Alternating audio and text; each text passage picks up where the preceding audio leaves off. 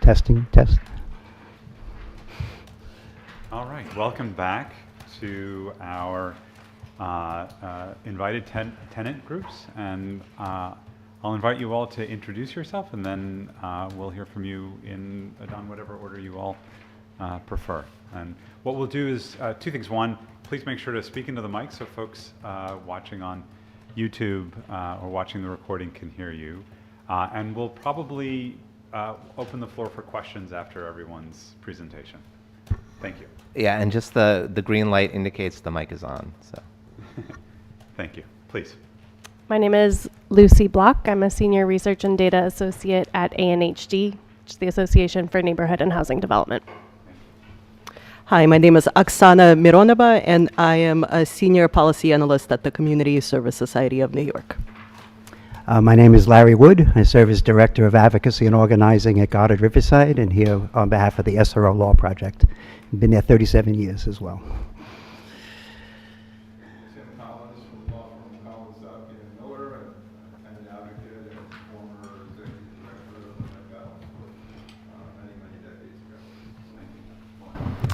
Welcome and good afternoon. Just so we're all aware, Jacob Udell from UNHB will be joining us, as well as Leah Goodridge and an additional speaker, Yesenia Glover from Lennox Terrace Association of Concerned Tenants. But when they get here, they will just sit and then provide their testimony. Okay, so we're going to start off with SROs, and I'm going to try to do this in under 20 minutes so my colleagues will have enough time to really focus on the apartments. One, I just want to thank you all for your service to the board. I know it's largely thankless, and you get vilified by landlords and tenants out there alike, but it's really important work that you do. I know some people believe the fix is in and the decision's already made, but I really do understand there's quite a battle for the hearts and minds of the public members between the tenant and landlord reps. So it's very important work you have to do, and diving into the data and hearing all the voices of the people most affected is just as important as the data. So I have two documents before you. There's a written submission, and I want to run through, if you look at the document that says testimony on SROs, I'm going to be referring to things in here, so if you can refer to that. I'm going to send this also electronically to Andrew, so these links will be live, so you don't have to type these in if you do want to follow up on any of these. I usually spend a little time talking about the history of SROs, but I'm going to dispense with that. But just to highlight these, there's a pictorial history of SROs in the United States. It's a brand put together by an artist. I really recommend it to take a look at that at some point. And they also happen to highlight Goddard Riverside. I don't know why this is going in and out, but I can't eat the mic, but I'll do my best. The next 3 pages is a historic timeline of SROs, which you'll find interesting, I hope. The next item, the origin and dimensions of a crisis. It's a really deep dive look into SROs. It was written by Brian Sullivan, who usually joins us here at the Rent Guidelines Board, but he's a member of MFJ and he's out on the picket line, so he's not here today. The next 2 from the Supportive Housing Network, really good history of the development of supported housing and its history, including, Goddard Riverside actually had one of the first supported housing buildings and helped develop the model. And then we hosted the SRO provider group that spun off and became the Supportive Housing Network of New York. So we're very proud of our innovative work in trying to preserve this form of housing. In a quick picture, if you don't know, SRO housing was seen as substandard. It was banned in the mid-50s. New SRO construction was banned, and they've been slowly treating out that housing. In 1971, it was 165,000 units of SRO housing in the city, but with J51 and other encouragement of the demolition and conversion of those buildings, 15 years later, when we had a moratorium and the Blackburn report came out, we found 65,000 units were left. So over that 15-year period, we lost 100,000 units, about 2/3 of the stock. And it doesn't take a rocket scientist to figure out why homelessness grew in the city and why people are languishing on the Broadway Mall and everything else. So those are deeper dives on the whole history of SROs and what they are. So that if you skip those 3 pages and then go to the notice of rights and duties. This is a DHCR document that I can't find on their website anymore. But the important thing to know about this is the difference from rent stabilization as applies to apartments. SRO tenants are rent stabilized, but there's a process to have that happen, because you can also be a transient tenant.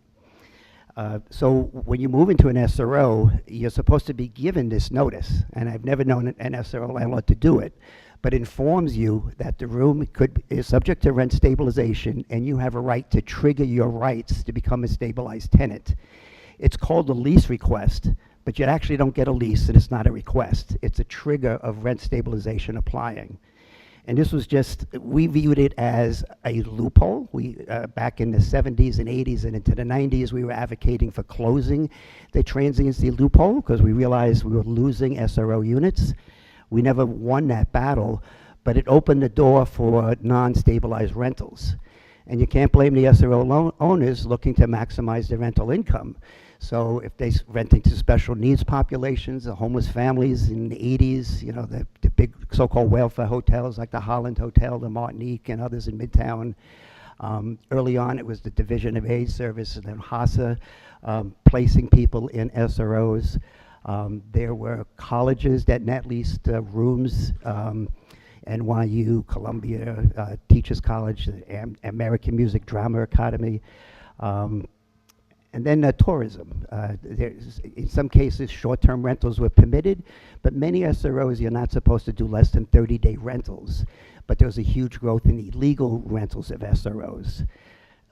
But these are all ways that landlords could maximize their income. And over a process of attrition, we've lost stabilized units, and these other more profitable uses have really come to dominate. So that's a really important distinction in terms of how somebody gets their rights.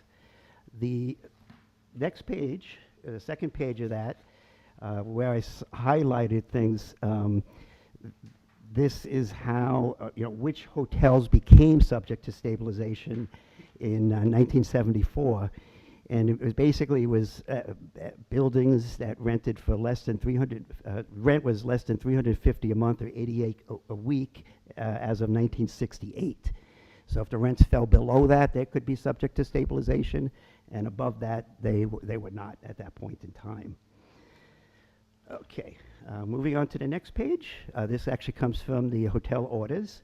And you can see there's 5 definitions of different types of SROs. There's the residential hotels, apartment hotels, which were largely apartments that had hotel services. Back in the day before we had cell phones, there was switchboards service, maid, linen service, those kinds of things were part of the Class A residential hotels. Some of the tenants didn't like to think they were SRO tenants because they looked down on SROs. Rooming houses, defined as Class B dwellings, less than 30 sleeping rooms. So sometimes they were small apartment buildings, or very often they were 1 or 2 family homes that got chopped up into rooming houses. My grandmother actually ran one on Joralemon Street in Brooklyn Heights back in the 40s. Didn't know that until many years later. Next category, SRO buildings, Class A buildings. The Section 248, these are apartment buildings that got chopped up into SROs, and that's a whole class. Class B hotels are just buildings that had been built as hotels. And then the lodging houses, which was the bottom of the barrel, and those were basically, cubicles with chicken wire ceilings that's separating folks. And what's interesting is you actually have the ability to do a different guideline for each classification. And it's always puzzled me why apartments aren't divided up as well. Much bigger universe, and the economics of a huge building in Manhattan versus a small building in the outer boroughs is very different. So it's always puzzled me why we haven't made any differentiations. Okay, moving on. I'm doing good. This next chart is a summary of all the hotel orders from the very get-go. And as you see, we've had 12 years of zero. And there's been a reason for that, and that's largely because how profitable and the great rate of returns the vast majority of SRO owners achieve. And the board has realized there's no incentive. Some board members in the past have asked, if we don't do anything, what's the incentive for somebody to keep it as a stabilized unit? You could triple the rent. They're still going to be making more money by these non-stabilized rentals. And of course, the newest infusion of dollars has been the asylum seekers coming to New York City. Even hotels that are built post 74 are being utilized. Honestly, Goddard Riverside, we're going to be administering 2 sanctuary sites in Queens. There's an SRO on the Upper West Side. Can't divulge the location yet, but it's being renovated, and Goddard's going to manage it as a sanctuary site. So this is just another use of the SROs, which is very lucrative and necessary. We clearly need to put people somewhere, and SROs and hotels are part of that equation. What I wanted to point out is in years that there had been guideline increases, we had provisos. And these were conditions to differentiate between a full building operating properly and buildings that were not. One of the first provisos we got was back in 1980, 84, and that was around warehousing. We made the argument that if a landlord wants to maximize his rental income, rent up your building first before you're going to qualify for rent increase. And we had the warehousing provisions for a number of years, and then we also had different provisos around the percent of units that were rented out as rent stabilized versus non-stabilized rentals, which all the income was coming from. And then that percent has changed over the years, but basically if I think the last one that was in effect was if 15% or more of the building was non-stabilized rentals. But very often if it's not, if it's one, it's usually much higher than that 15%. But anyway, this is a tool to get around the one-size-fits-all rent increase, which is, I know, so frustrating for everybody. All right, moving along. There's a study here that was conducted by Community Board 7 on SROs. It is dated, but there's a bunch of charts and nice colorful diagrams in here that kind of illustrate a snapshot of what was happening on the Upper West Side, about 14 years ago. And I guess I refer you to the first pie chart in the colors. And you can see the different uses. One of these categories is servant. There's some really fancy apartment buildings that turned out to has a handful of SRO units, like on the top floor, the Ansonia. And those were maids' quarters, but those were basically SRO units in a huge apartment building. So that's why you see that little category. The green color, the 3,286 of the rent stabilized. You can see almost double that is the market driven, and that was the placements, illegal hotel use, and this has only gotten worse over the last 15 years. More tenants have moved out. The other charts here are the certificate of non-harassment and the conversions, units going back to 1- and 2-family homes or buildings being converted. Another chart here is the SROs, the nonprofit SROs. And honestly, this is the only thing that's really preserved these SROs, is just getting them out of the hands of the for-profit sector into a responsible nonprofit and getting support services in there. So the whole growth of the supportive housing network and preserving these buildings. And there's a few more that will be added to this. Goddard Riverside owns 237 West 107th Street. There's only about 6 permanents left in it, but it's being renovated, and it's going to be permanent supported housing. And we also do outreach to chronically street homeless throughout Manhattan. We have people in safe havens waiting for a placement. So we're eager to get this building open so we can get that, to get that line moving and get people into permanent housing. So that's the snapshot. In the testimony, the written testimony from the law project, they cite different examples, and there's a little deeper dive into some of the stuff I just covered. Now I want to refer to the reports that Andrew and Daniela and Brian have produced, and I really want to thank them for putting these reports together, and particularly in this format of putting all the SRO material in one report. And they try to do a lot with very limited data. I think the housing vacancy survey, the sample size was too tiny to really get any meaningful data for SROs. So they've gone through extraordinary lengths to try to get some data and information together.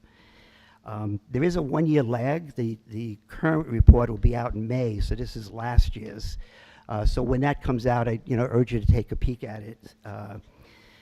But the quick picture here is, the certificate of non-harassment applications are up.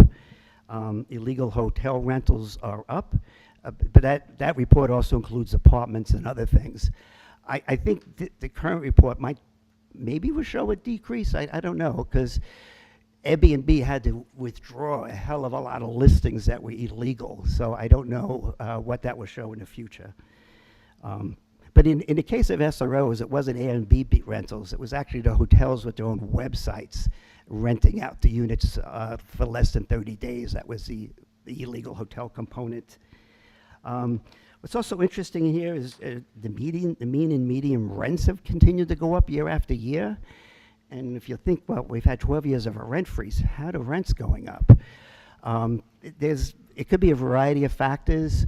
One of the things is when SROs are acquired by a nonprofit and through the SRO loan program, they are subject to rent stabilization. And I think it's actually some of the nonprofits who are registering their entire building, and then the rents are restructured within those buildings. So that could partly account for these rent increases. But in other cases, in the rooming houses in the outer boroughs, that's not supported housing. Some people are taking rent increases when they really shouldn't be entitled to them. So I kind of ended there.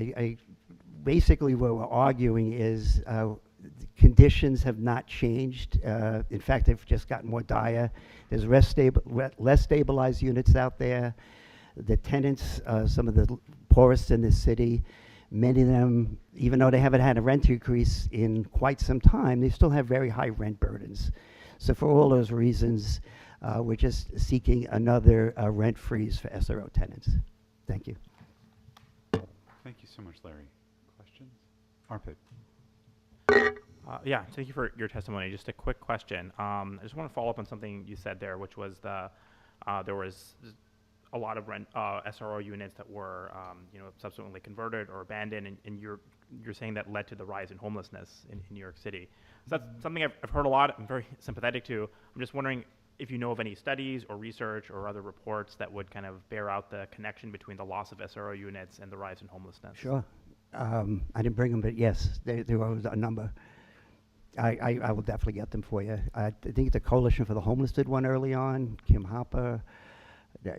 There's a couple of studies. In fact, Jill Hamburg was an urban planner. She did a huge report. It was and Walter Thabit wrote a report called the SRO Housing Revolution.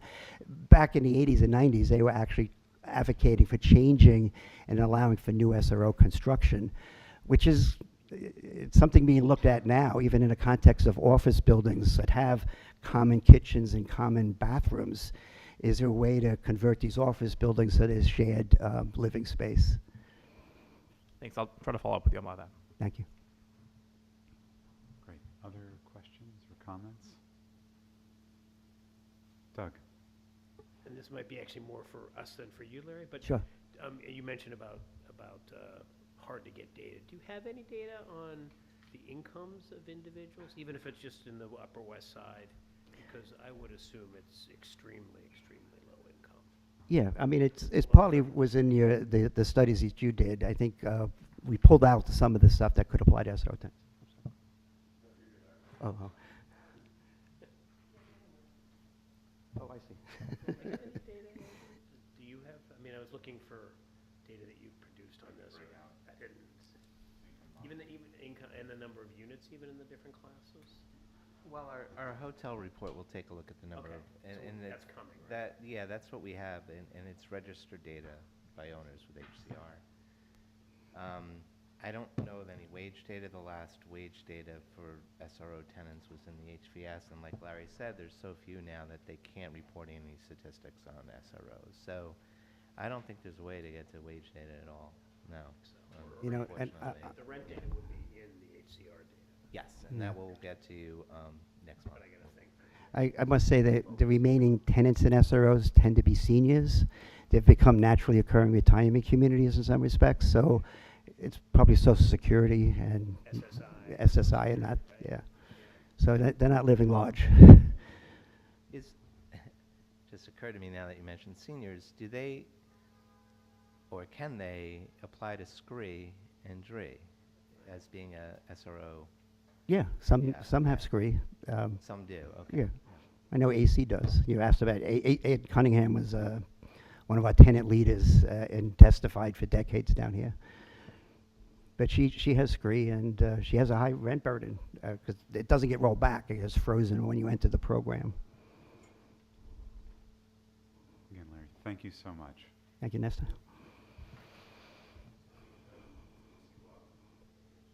Great, thank you. Welcome. Thank you. Glad to be here. So I believe you all have a copy of my testimony. I can see it right there. So as I said, my name is Lucy Block. I'm a Senior Research and Data Associate at ANHD. Some of you may be familiar with us and others may not be. We're a 50-year-old community development organization, and we are made up of a membership of over 80 other nonprofits that are both neighborhood-based and citywide across New York City. Most of them have affordable housing as a central component of their mission. Our groups also do equitable economic development and some other related work.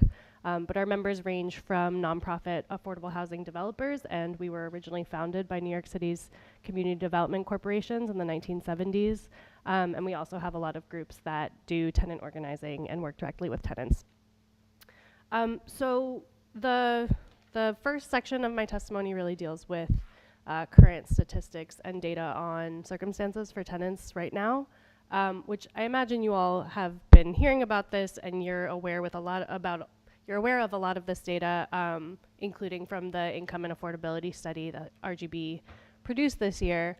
But I just wanted to highlight certain numbers and statistics. The situation is incredibly serious and dire.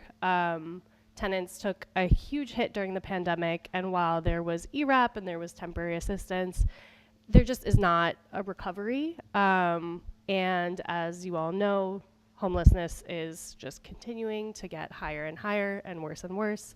Evictions are in a really bad state of affairs as well. So I'll get into the numbers and just point out a few statistics from different sources. Also happy to answer questions. And then there's a little bit more in my testimony about kind of what's happening on the owner side, as well as some programs that are available to owners.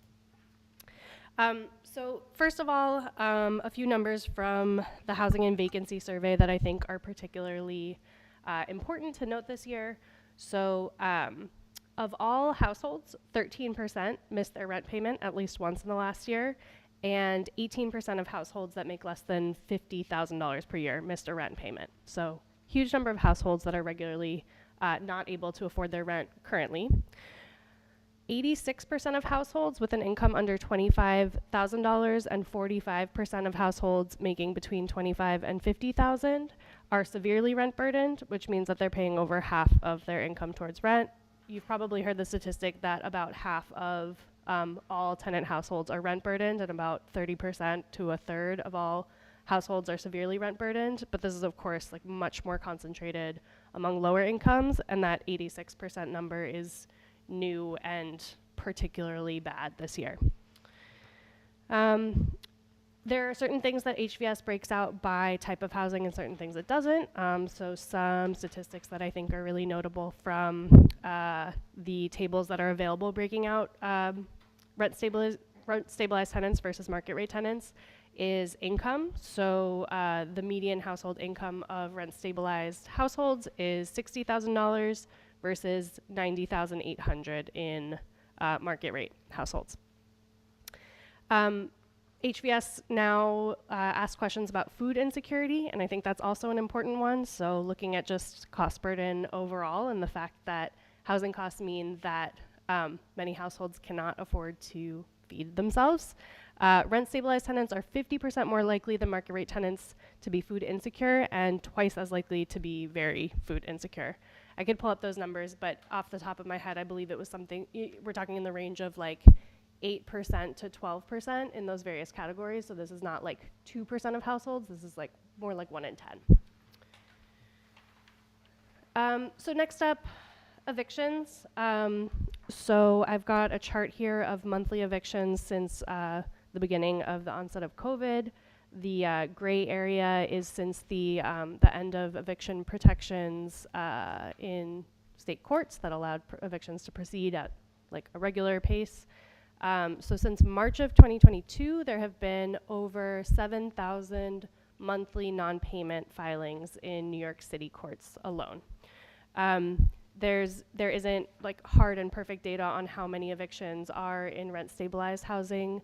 The overall number of rent-stabilized households based on the HVS is 41%. So I included a table of some estimates of how, I think it's really a floor and an underestimate of how many of these evictions are in rent-stabilized housing. There's data from the Office of Civil Justice that 58% of evictions are in rent-regulated housing, and I believe that's not just rent-stabilized, but I definitely think that there are going to be a higher rate of evictions in rent-stabilized households than not, given the other economic circumstances and other data. You can also see numbers of what are called Marshall executed evictions. So you might see this in other places because the two data sources that we have are filings, and then we have these Marshall executed evictions. And there's a huge number of evictions that happen in different types of circumstances between those two markers, but it's not captured in data. And so what you see here of the number of, I think it was about 18,000, and we're seeing, there were 10,822 in 2023 Marshall executed evictions. That's not the entire number of households that needed to leave their home because of an eviction. That's the number of marshals who received an order in housing court to execute an eviction for a tenant. But in many cases, the tenant leaves before the case gets to that point. So based on the data so far, between 13 to 16% of tenants are regularly falling behind on their rent. There's just huge numbers of people who cannot currently afford their rent and are facing eviction because of that, are facing food insecurity because of that. And so even among our rent-stabilized stock, which is some of the most affordable housing that we have, people remain in this crisis of not being able to afford their housing, facing eviction, having to leave, having to double up, or entering the shelter system. If you skip forward a little bit, you can see the increase in the shelter population. So that's on page 3. There's just been, I think everyone knows this, but there's just like the skyrocketing number of people who are in shelters. The emergency shelters, which are called HERCs, those began being counted recently. So this is a tracker from City Limits, and they count the number as reaching as high as 150,000 people in city shelters in recent months, and that's up from about 60,000 in the beginning of 2022. I'm jumping around a little bit. I think I'm going to talk, I'm going to continue to jump around a little bit. I just want to talk about the availability of some of these lower rent apartments. So this came out of HVS. You may have all seen, I'm sure you saw that the overall vacancy rate is 1.41%, and it's historically low. But we think it's really important to look at that among the different segments of the rental market. So HPD breaks out the rental market into 4 approximate quadrants: below $1,100, $1,100 to $1,650, $1,650 to $2,400, and above $2,400. So right now I'm referencing a chart on page 2. And the smaller numbers, that's the number of approximate available vacant units in each of those rent categories based on the vacancy rate and the total number of apartments that fall in there. And the larger number to the right is the number of households that need rents at that level in order to no longer be rent burdened. So I think it's important to look at, especially the first quadrant. You have 703,628 renter households that would need a unit for less than $1,100 in order to not be rent burdened, and 2,297 available apartments. And the discrepancy does not get a whole lot better in the next two quadrants. You have 197,000 households that need rents between $1,100 and $1,650 versus 5,309 available. In that third quadrant, 119,000 households that need those rents versus 4,358 available. It's not on here, but I could add it, I could send it over. If you look at the share of the rent stabilized stock, it is 26% in the first quadrant, 34% in the second, 25% in the third, and 15% in the fourth. So you have a concentration of that rent stabilized stock in those parts of the market where we are like most severely lacking available housing. And so I think that's really notable, thinking about these increases that are just going to put, like, the need is incredibly high, kind of across the 75% bottom of the market, but especially at that lowest 25% mark. Our rent stabilized housing is some of the only way to retain rents that are at that level. And pushing it higher is just going to push like more and more families into evictions, needing to double up homelessness, and really exacerbate all of these other problems that I think are very strongly indicated by available data. I would like to talk a little bit about the recent changes with the state budget and the rollbacks to the 2019 rent laws. I know that landlord interest groups make a lot of arguments about how difficult it is for them to profit off of the buildings that they own. And I think it's really important to remember that before the 2019 rent laws passed, there was essentially a regime of ownership in rent stabilized housing that was speculating on that housing, making like wagers to be able to profit off of the ability to vacate those units and deregulate the apartments. So owners or investors, like people who wanted to own rent stabilized buildings, were looking at the stock and making projections and predictions about being able to turn a $1,000 apartment into a $2,000 apartment or a $2,500 apartment, and projections off of the increases in rents in market rate rents in those areas. And I know Jacob's gonna be talking about this, but bottom line, just speculating on rent stabilized housing as an investment vehicle and as a vehicle to make profit. The 2019 rent laws changed that so that we could actually preserve our stock of rent stabilized housing as stabilized housing, as opposed to this system where there were huge incentives to vacate units and displace tenants in order to raise those rents essentially unlimited amounts, as much as the market could bear, which is not what stabilized housing is for. So this year, last week, we had the largest rollback to the 2019 rent laws that has happened since 2019. It was a huge win for landlords and REBNY and CHIP and RSA. So whereas individual apartment improvements, which landlords are generally going to make upon vacancy, were capped at $15,000 amortized over, I believe, 30 years, and maybe Oksana can correct me if I'm wrong. It was allowing $83 to $89 per month increases. That was before last week.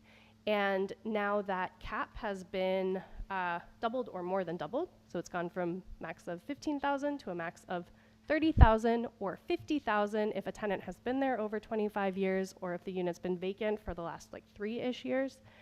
And there is no longer a time limit on how long landlords can collect that increase. And so we've gone from $83 to $89 to $178 to $347. So there is now a new vacancy bonus. This is a reason that landlords are now incentivized to vacate the units of people who have been in their apartments, and especially people who have been there for a very long time. And it's also a new legal mechanism for them to raise the rents significant amounts beyond major capital improvements, which they didn't have prior to last week. So I think it's also really important to keep in mind that landlords are now going to be able to make hundreds more dollars per unit in rent per unit for an unlimited amount of time. So not just kind of amortized and geared towards recuperating that money, but being able to profit off of it because it's a permanent increase. Okay, I've been talking for a while.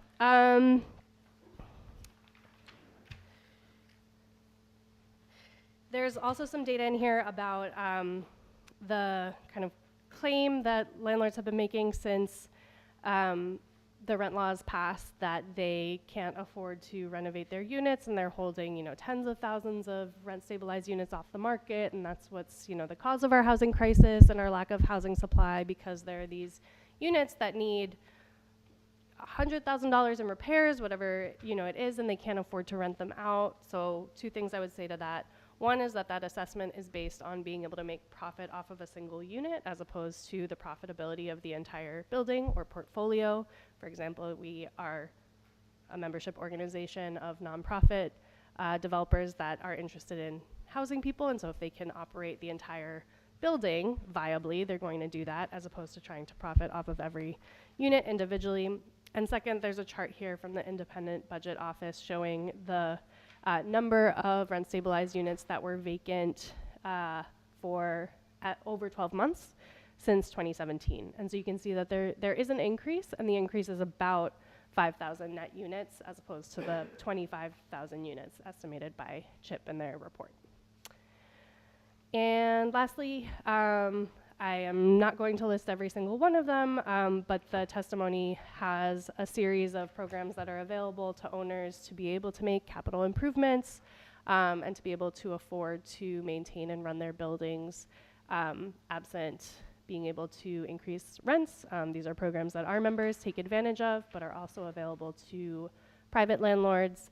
And there's also a whole slate of programs that are available to comply with local law 97 requirements to reduce energy emissions, again, without having to put the increased cost on tenants who just absolutely cannot afford to bear it.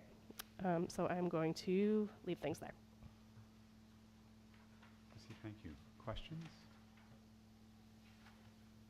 Let me ask 2 quick follow-up questions that came in from Alex, who couldn't be here today.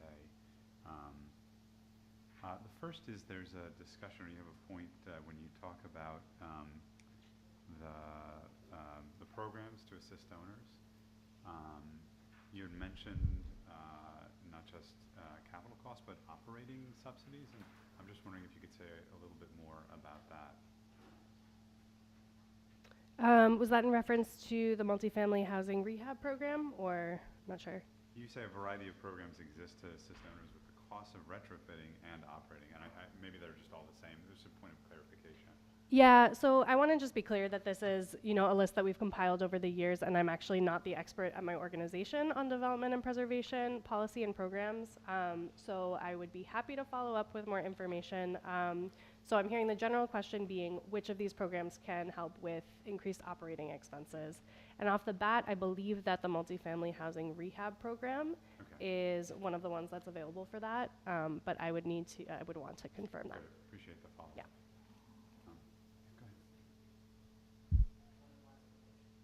Go ahead. Yeah, so I should say that I don't work in affordable housing development at this point in time, but have done some work in that sector in the past. And the way that many landlords who operate rent-stabilized housing make and also receive other types of subsidies make their deals work is with Section 8 vouchers. So they essentially serve as the operating subsidy. And we have been at CSS, and the tenant movement as a whole has been fighting for HAVP, the Housing Access Voucher Program, which would create a local Section 8 program like the ones that exist in Philly, Boston, many cities across the US. And it didn't happen this year, but we're really hoping for it for future years. City of HEPS also serves a similar purpose as well. Thank you very much. Really appreciate it. I just had a question about the, so I think this is also for board members who are just more familiar with the law that just passed. So when the capital improvements, the $50,000, it's amortized over 30 years. And so when you're saying that it's like it equals $138 is the math, basically the 50,000 divided by 30 years divided by 12. Because I could still. Like, Yeah. I'm just trying to understand what. So, okay, so let me try to explain can this do this math, and I'm offline, going to but I invite just, like, I anyone don't here understand to clarify. So I believe, so I know that it's, yeah, there's a calculation of like 1/168th or 1/180th. The previously $15,000 and now $30,000 is divided up among a 15-year period, but currently can still be charged for a 30-year period, but that's the cap that was lifted, so it will now, so there's a monthly limit to keep that increase reasonable. And then there was, even though it's amortized over 15 years, They can it charge could that still for be charged for 30 years previously, but now it can be charged indefinitely. Oh, forever, so after so on year 31, they still charge. Yeah, previously it was supposed to be Right, okay. removed. Okay, Exactly. the 50,000 is for vacant, but there's 30,000 for, No, it was 15,000, now it's 30,000 for, that is the baseline for any vacant unit. The 50,000 is for units that have been occupied for 25 years or have been vacant for 3 years, I believe. An owner can do an IAI in a occupied apartment, but the work is significant and not as easily accomplished in an occupied apartment, and the tenant has to consent. So whereas, certainly a tenant can agree to pay the amortized amount as a permanent rent increase one time for the repair/renovation, it's more often done in a vacant apartment. There's just one thing I would add is that what we saw prior to 2019 was just rampant abuse of IAIs, and they were not used to make modest improvements. In fact, I believe that the qualifications for IAIs is not around like actual repairs and restoration of a unit. It tends to be more like a bathroom renovation or a kitchen renovation, and that's why you saw a lot of rent stabilized units have like some glossy fixtures and marble countertops and things like that that are not necessarily like dire needs to be habitable, but more cosmetic improvements that would then allow landlords to raise the rents. Don, please. Just one question, I'm trying to be mindful of time also. Do you have any data about the number of owners that apply to the various programs you've listed? That is not publicly available, and they are different. These programs are operated by different agencies, and so some are HPD. These energy efficiency programs, some of them are NYSERDA, some of them are HPD. I believe one of them is the mayor's office, and so those agencies would generally be the best sources for the number of applications. Andrew, I'm sure you know what's coming, but maybe on the back end we could try to track some of that down? And Thank you. Adon, you were asking specifically for applications from rent stabilized owners as opposed to any applications? Yeah, I'm curious as well. I mean, certainly there's anecdotal information about how low the application rates are, but get a little bit more information on that would be good. Other questions? Doug, please. Just a quick question on the chart, which I think is really interesting. You did on the number of units, the mismatch between the number of units and incomes. Just a quick the methodology used to sort of figure out who falls into what bucket. Yeah, so that is, okay, so if you essentially translate the rent levels into the income at which somebody would be paying less than 30% of their rent towards that, you have 703,000 households that are making, I can't quite, I think it's already, maybe 35,000-ish per year. So that's the number of rent burdened households that make less than that income. So they would need rents for less than that level in order to not be rent burdened. And in each cohort is the same methodology. Same method, like you figured out, like for the incomes between rents between 1,100 and 1,649, you have 197,000. It's the same methodology used. Yes. Yeah, across the different quadrants, yes. So you can think of the 4 bars to the right as making up the entire rent burden population. But they would have to basically like move into a lower rent apartment in order to not be rent burdened. Or their rent would need to be reduced. Arpit, please. Yeah, I have an extremely simple question that I actually don't know the answer to. So where does the 30% standard come from for defining a rent burden household? Ask for help from Oksana and maybe others. I think it comes from HUD, right? Generally, I think it's too high, but I feel like that's not the current battle, you know. It's a HUD standard. Yeah, like Lucy said, it used to be 25%. That number came from a food stamp calculation in the 1960s, I believe. So like when the HUD Housing Act came into being, they were like, we need a number, and they went with that number. And under the Trump administration, it was going to go up to 35%, but that didn't happen. So yeah, it's an arbitrary number that attempts to kind of flatten the experience of a lot of people across all of the United States. So it's imperfect, but it's what we have. In 1970, the average rent burden for red state West households was 20%. For the three housing vacancy surveys, in terms of gross median rental burdens, it was 36%, 2014, 17, and 21. It has since gone down to 30.5%, according to that citywide population special. So it is still above, at least the median is above the threshold that is kind of, it's just, it's a way to conceptualize affordability. That's all. Yeah, and it is also calculated pre-tax, so it's 30% of your pre-tax income, although it's obviously much more in your take-home pay. And your other costs don't decrease proportionally to your housing costs. Other questions? Lucy, thank you so much. Thank you. I think Oksana from CSS will go next. I'm just gonna say for all of our lovely, tenant testifiers today, given the time constraints, is it okay if I just give like a quick 5 minutes, because I want to make sure everybody has time to testify. So you just look at me periodically, and I'll give you a cue. All right, thanks. Cool, sounds good. Thank you, thank you so much for inviting us to testify today. Like I said, my name is Oksana Mironova. I'm here on behalf of CSS.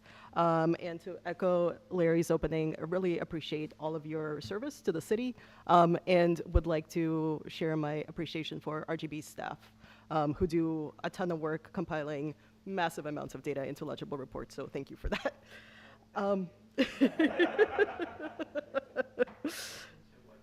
Yes.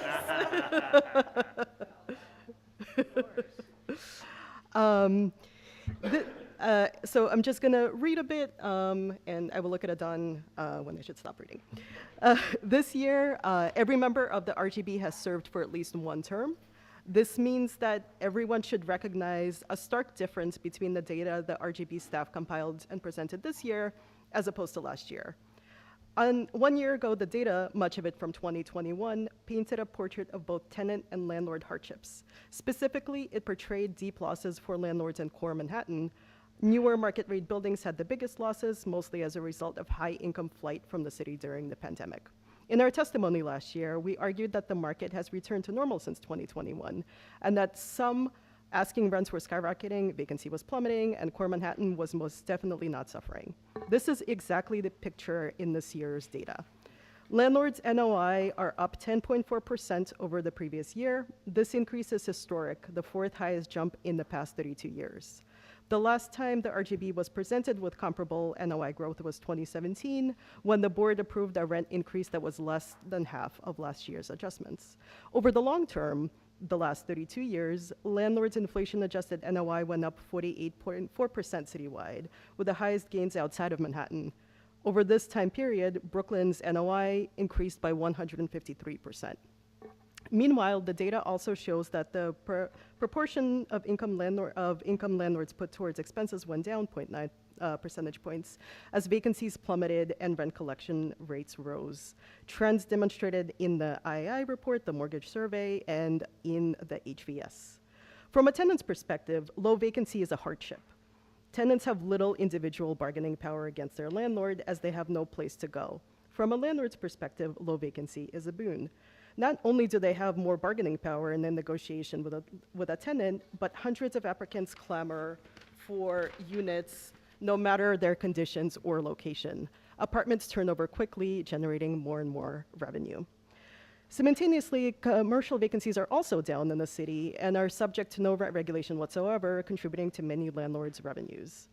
In addition to regular rental revenue, rent-stabilized landlords have received over $1 billion from major capital improvements since 2019 alone, a massive additional transfer of income from tenants to landlords that is covering the cost of building-wide investments. Landlords also received $2.8 billion in ERAP payments. While we at CSS support ERAP and continue to fight for its expansion because it's effective homelessness prevention, landlords have been repaid for the large majority of peak COVID rental shortfalls. In this year's data, the biggest jump in NOI was in core Manhattan at 42%. In the longitudinal study, however, we see that NOI rose in every borough and in 95% of community districts. Last year, the same report showed NOI decreases in 85% of community districts. This year's data is the inverse of last year's and bears out our and many others' predictions that the market has rebounded. The highest share of distressed apartments and the biggest increases in distress are in Upper Manhattan and the Bronx. A large share of these distressed units is in subsidized buildings that are also rent regulated, with the distress resulting from low-income tenants being unable to afford to pay their rent.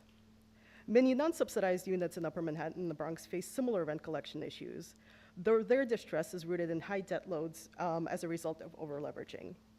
An RGB rent hike will do nothing to improve conditions in those buildings. Instead, it will plunge more families into deeper debt, setting up the conditions for their eviction.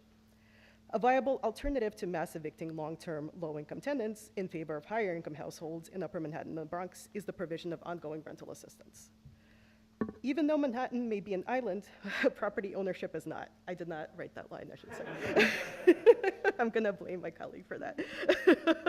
The tech nonprofit Just Fix recently calculated the percentage of rent-stabilized buildings in core Manhattan that share owners with rent-stabilized buildings elsewhere in the city. They found that the majority, 54%, were in geographically diverse portfolios that include both core Manhattan and other parts of the city. Those portfolios include buildings in Upper Manhattan, the Bronx, Brooklyn, and Queens.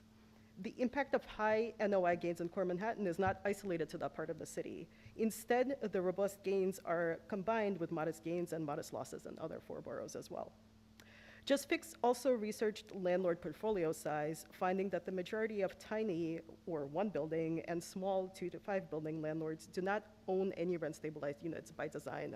Rent stabilization kind of like steers ownership towards big portfolios. So 90 and 80% respectively. The vast majority of stabilized units are owned by landlords with large portfolios. If NOI reporting shows that landlord incomes have more than recovered, the PIAC report suggests that the cost of running a fully rent-stabilized apartment has stayed relatively steady from last year. This year's PIAC figure and the commensurate rent increases, which we strongly believe should not be presented in the absence of comparable tenant figures, are significantly lower than they have been for the 3 out of the past 5 years. This year's RGB data shows incomes growing faster than expenses for landlords, but it also shows the opposite for tenants. Real average wages decreased 6% from last year. This marks the second consecutive year of real wage decline, the only time this has happened in the history of RGB's I&A study. 1 in 5 rental families lives below the poverty line, and in fact, according to Columbia's research, most New Yorkers, or 56%, are either in poverty or low income. The income and affordability study showed that even as more jobs are added to the New York City economy, unemployment claims rose by 5% last year and are 10% higher than they were in 2019. New York City rents have risen far faster than overall prices, with a 965% increase in rent since 1968, compared to a 797% increase in prices. This growth in New York City rents is 142 percentage points higher than the national average. As a result of combined job losses and rent increases, the city is facing an ongoing stream of evictions that Lucy already covered. Taken together, we see that the data the RGB staff has presented thus far shows that rent-stabilized landlords have rebounded significantly since last year, but tenants continue to suffer and cannot afford another rent hike. I'm not going to talk about the vacancy rates because Lucy covered that in her testimony, and I'm going to go on to other insights from the HVS. The relative affordability of rent-stabilized apartments compared to market rent apartments continues to be vital for the city. Rent-stabilized apartments remain the largest source of housing for low-income and working-class tenants, more so than public housing or other forms of subsidized housing, just in terms of unit number alone.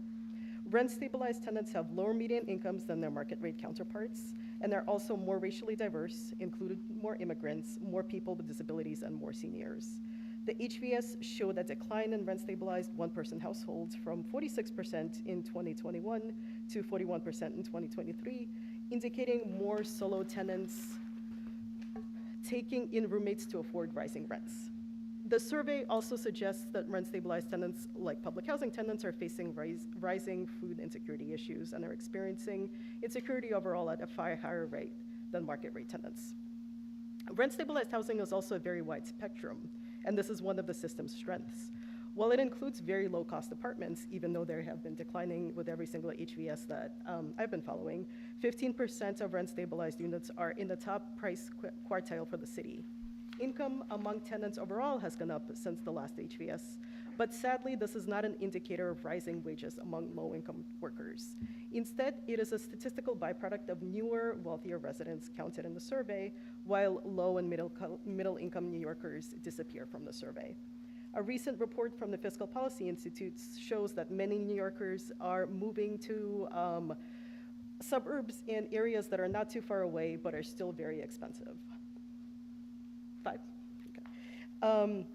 So I guess I would like, there's more in my testimony. I go a little bit into our proprietary data with the unheard third that I really encourage you to take a look at.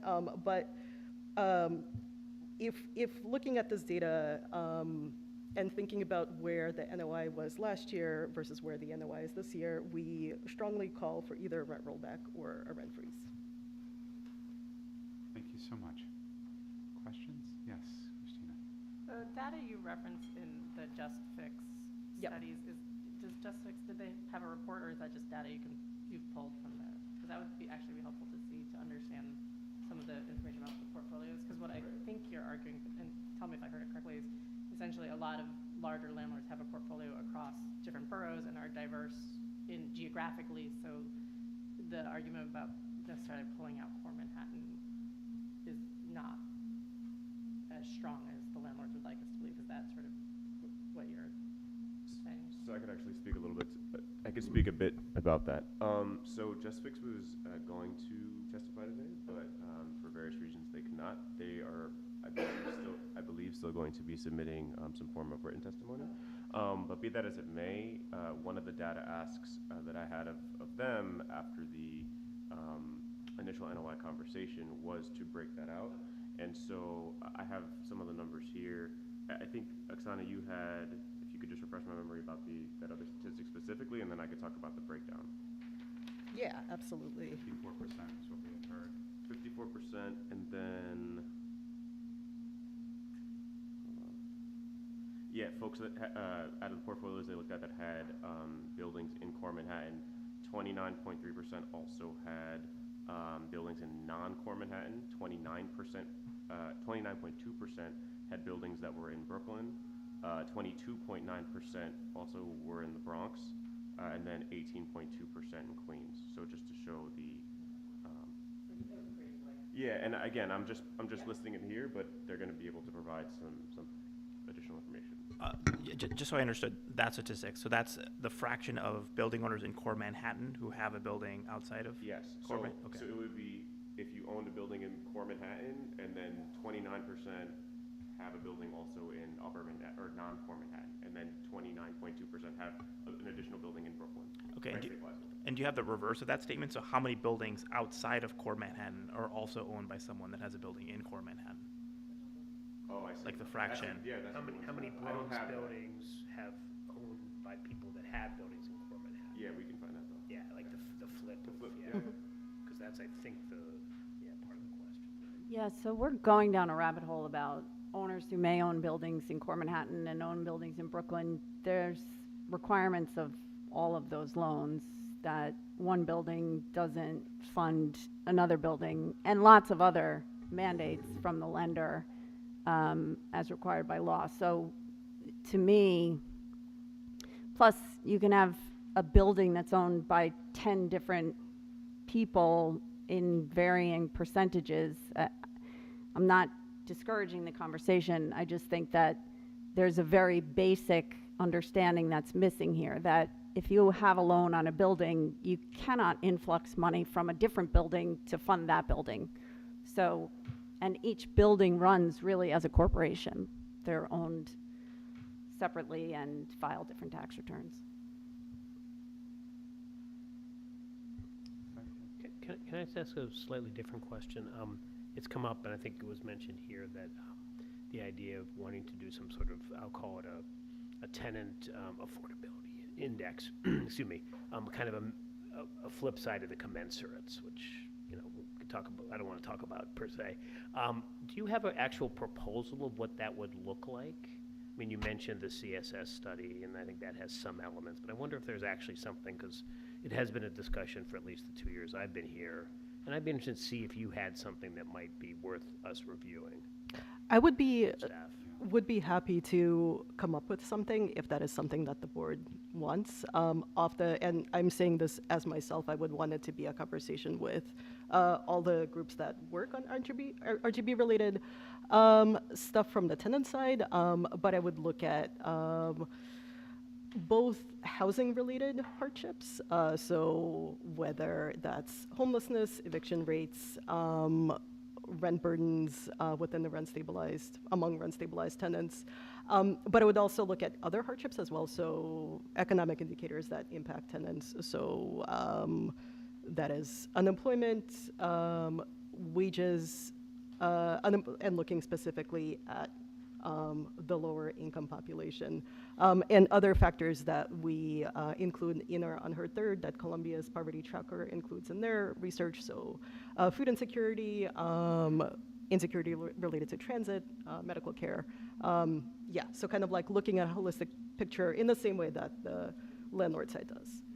But again, like this is not a formal proposal from me. I would want to do a little bit more work and more thinking with other groups in order to come up with them. No, that makes But a if lot you of all sense. are open to it, I am more than happy to do that. Appreciate it, thank you. We talked about that. I think it's a good conversation to have.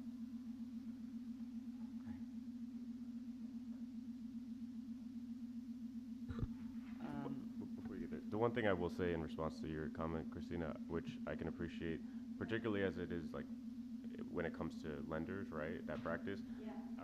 are you making the argument that landlords are then not shifting around any of their revenues or profits in order to cover all of their business costs? Because I think I'm wondering, like, I understand what you're saying, but I think practically speaking, in the way the real world plays out, right, are you arguing that they're not shifting around or using some funds from some buildings into other buildings? That's the only question I would have. I'm speaking from the experience of a mortgage that says So from the that lender's perspective. from a lender's Yeah. perspective, sure.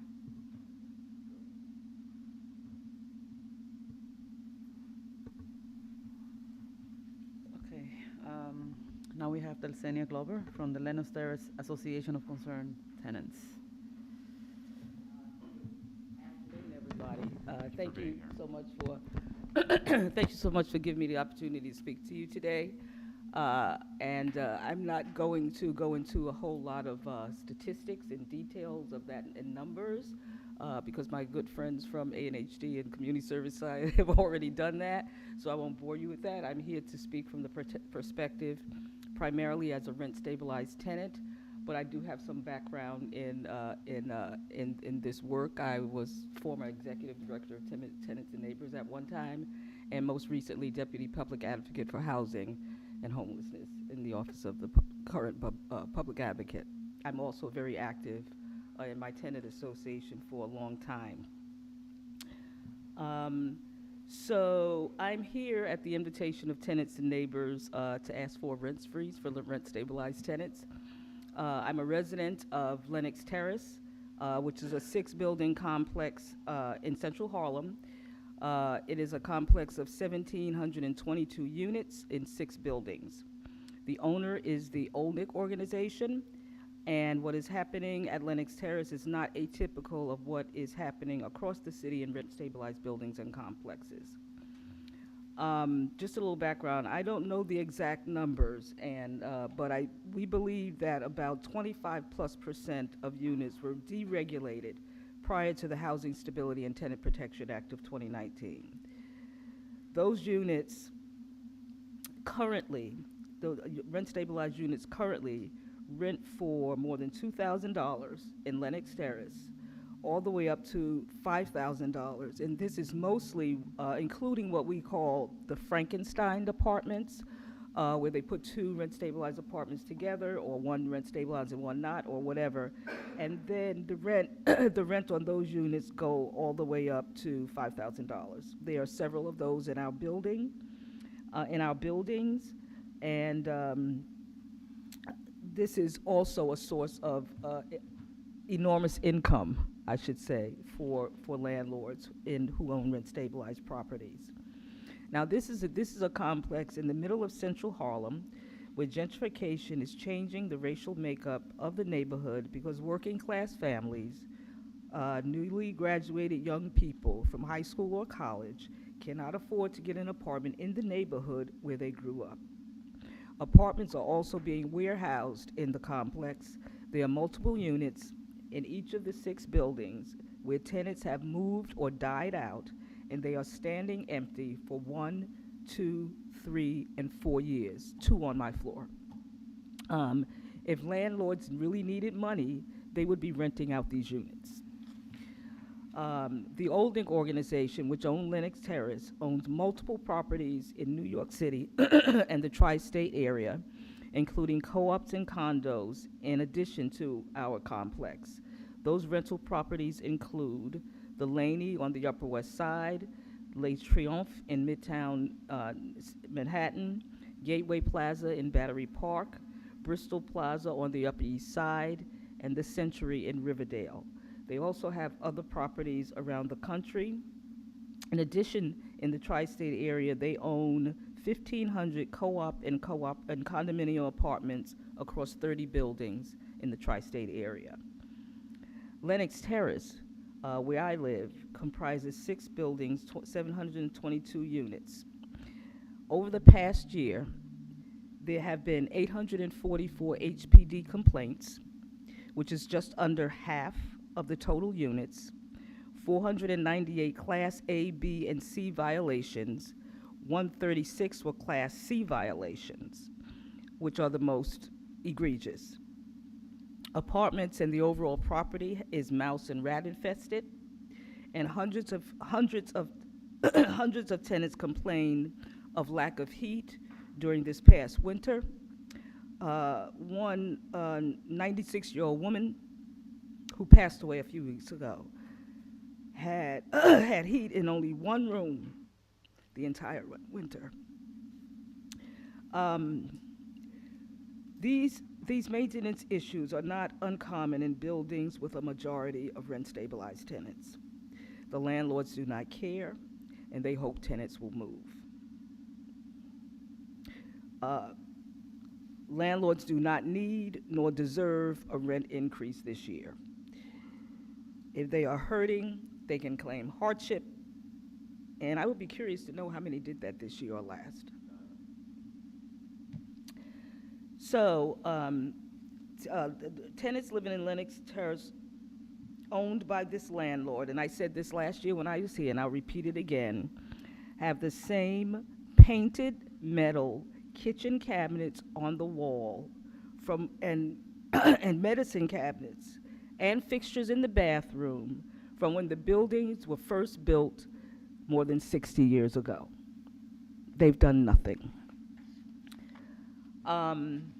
you should also know that there's a significant number, significant senior population at Lenox Terrace, of which I just became a member.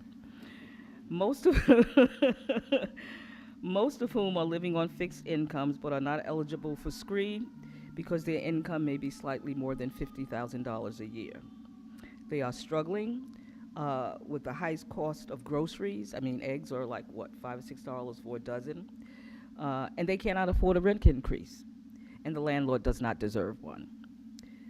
I think we've already talked about the the crisis of homelessness in this city from your other guest and their statistic, but this will only get worse with an undeserved rent increase for landlords this year, particularly among seniors and people with families. So if you raise the rents for nearly 1 million rent-stabilized homes in New York City, housing about 3 million people, what do you think the homeless number will look like next year? We need a rent freeze in 2024, and I thank you for the opportunity to testify today, and I would be happy to answer any questions. Thank you so much. Questions? I don't. Really appreciate it. Please, Doug. One more curious about Lenox Terrace. Yes. Is it, what's the mix now, do you know, of stabilized versus non-stabilized units there? Because I know it. I don't know. We think Sense? we've probably. Well, there was a period. We went through the same process that the same thing happened with us as happened at Stuyvesant Town. Right. There were a lot of units that were deregulated illegally, and they were brought back into rent stabilization. But those apartments that were brought back into rent stabilization, for the most part, the rent didn't go down. Tenants got an abatement, but they're still paying rents all over $2,000 a month, which is several $100s above what they would have been ordinarily. And so we think, I'm also a leader in my tenant association, and I've been doing that for a very long time. And we think, based on just the people that we talk to coming in and out of the buildings, we do a membership drive, and so we get to talk to almost everybody in the building, and we think it's probably north of 25%.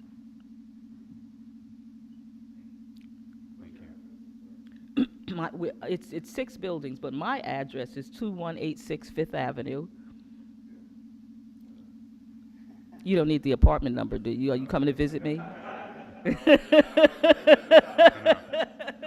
Don, we don't want private information. Yeah. Lenox Terrace, yeah. I was in court. I was in court recently for a woman who she's a senior citizen also, not an older senior, she's young. She's senior, and I didn't know this, and I know this woman, and she never called me. She did not have heat in her apartment for 2 years. 2 years. She was just cold, or stayed with friends and family. I guess the thing about a lot of this is that people don't know what their recourse is. So based on where I live in my neighborhood, landlords do not need a rent increase this year, period.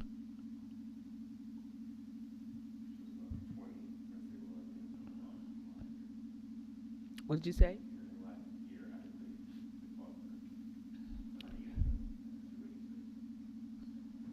2186. Are you looking at the right building? Yeah, 722 units overall. Yeah. Yeah.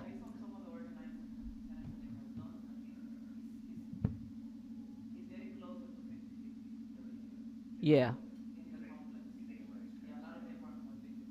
Right. Yes.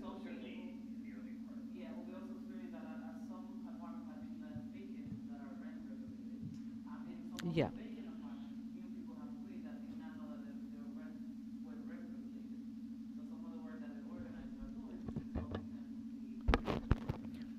I have we have I live on the 17th floor in my building, and each floor has 18 apartments, and there are two choice apartments that have with terraces, one on the corner, 2 bedroom, and those two, one has been vacant for 2 years, and the other one has been vacant for nearly 4 years. One person moved out, and the other one, the person died nearly 4 years ago, and they've just been sitting vacant for all that time. And this is just on my floor. There are multiple floors across all 6 buildings. It's ridiculous. So just to correct myself, in 2017, they had dropped about 20 units, and then since then, a few units had been restored to rent stabilization. Yeah. Right. Yeah. In just the one building, 2186. I just want to add, because you all might be familiar with like the way that tenant advocates collect information on rent stabilized units is via the PDFs from the Department of Finance, the property tax bills, number of registered rent stabilized units gets reported by landlords, and then HCR sends that number to DOF. So we're able to collect those numbers, and there are absolutely buildings where we see a declining number of registered stabilized units since 2019, or just a complete lack of registration. But it's a large source of concern to me and others that there are, so I don't know about this particular building, but I regularly see buildings and developments where they may have reported, 38 stabilized units in 2019, 36 in 2020, 34 in 2021, and there's just no reason that should be the case, but it is the number of stabilized units that those landlords are reporting to HCR. Other questions? Again, thank you so much for being here. Thank you.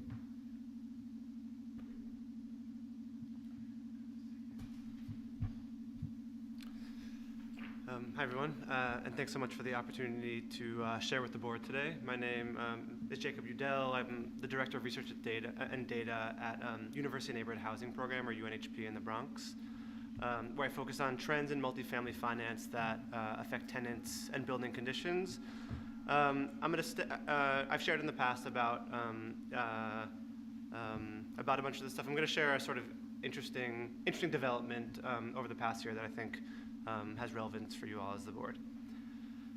So in testimony in previous years, I focused on the long-term trend of rising property values as a key missing piece in the board's analysis of landlord financial health, with an emphasis on the prevalence on over-leveraging in the multifamily rental market in New York City.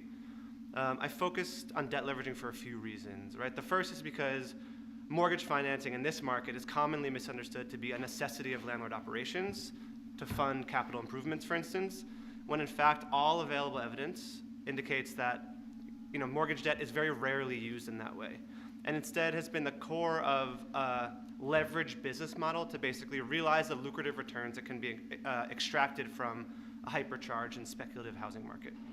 Second, that same leveraging makes housing operations extremely vulnerable to the types of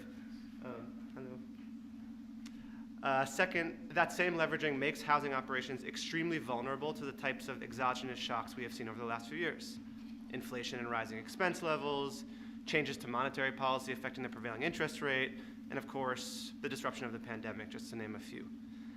It does this because it pulls rental income away from the building, as landlords use rents to cover increasingly large mortgage payments, and leaves significantly less income over for building maintenance or to deal with shifts that may affect operations. I'm going to be sharing my previous testimony in writing, again, so that the board can get reacquainted with all the evidence behind this account, because there's a lot of it. But in short, my argument is that the dominant model of contemporary landlord operations in New York City, and specifically in New York City rent stabilized housing, has made our system extremely brittle, unable to function in anything other than an environment of historically low interest rates and ever-rising property values. This model has also, of course, led to many decades of consequences for the tenants of these buildings, who too often deal with rising rents, evictions, and displacement, and long substandard conditions. Yet in discussions around rent adjustments, these basic points about contemporary landlording in the private, unsubsidized rental market in New York City have been elided, allowing many to argue that rising interest rates, a changing market, and rising expense levels can only be solved by rent increases. However, a sober assessment of landlord operations and the current market indicates that while there are issues in the operating model of rent-stabilized housing, those issues must be dealt with by addressing the root of the problem, the long-term overvaluation of rental housing based on speculative assumptions and the immense debt overhang that has resulted. And I'm returning to testify at this board to share about what is, in our opinion, a very exciting attempt to do just that, actually, which could serve as a model of intervention in the rent-stabilized market more broadly. What I'm talking about is the FDIC's resolution and disposition of the Signature Bank multifamily loan portfolio. UNHP, along with NHD, who's testifying here today, and a number of other community-based organizations across New York City, have been closely monitoring the developments in the FDIC's program over the past year, since Signature's closure just about a year ago in the spring of 2023. Signature's portfolio has for years been of interest to tenants and advocates, and at the time of the bank's closure, they had an active portfolio of close to 3,000 properties, almost 80% of which were likely to contain rent-stabilized units. Publicly available announcements and disclosures about the FDIC's intervention suggest that the regulator and their partner in the Signature disposition are thinking critically and creatively about how to address both mortgage distress and physical distress, right? To restabilize a long out-of-whack market and to address years of deferred maintenance that, in our opinion, were born of real estate speculation and outsized profit at the expense of tenant stability and affordability. There's some detail about the FDIC program for the Signature loans that have not yet been made public, or is a little bit too technical to get into in this forum. But I'll share what we do know. We know that the FDIC was supported by a statutory requirement outlined in the FDIC Improvement Act of 1991 to dispose of Signature's rental housing loans in a way which, quote, maximizes the preservation of the availability and affordability of residential real property for low and moderate income individuals.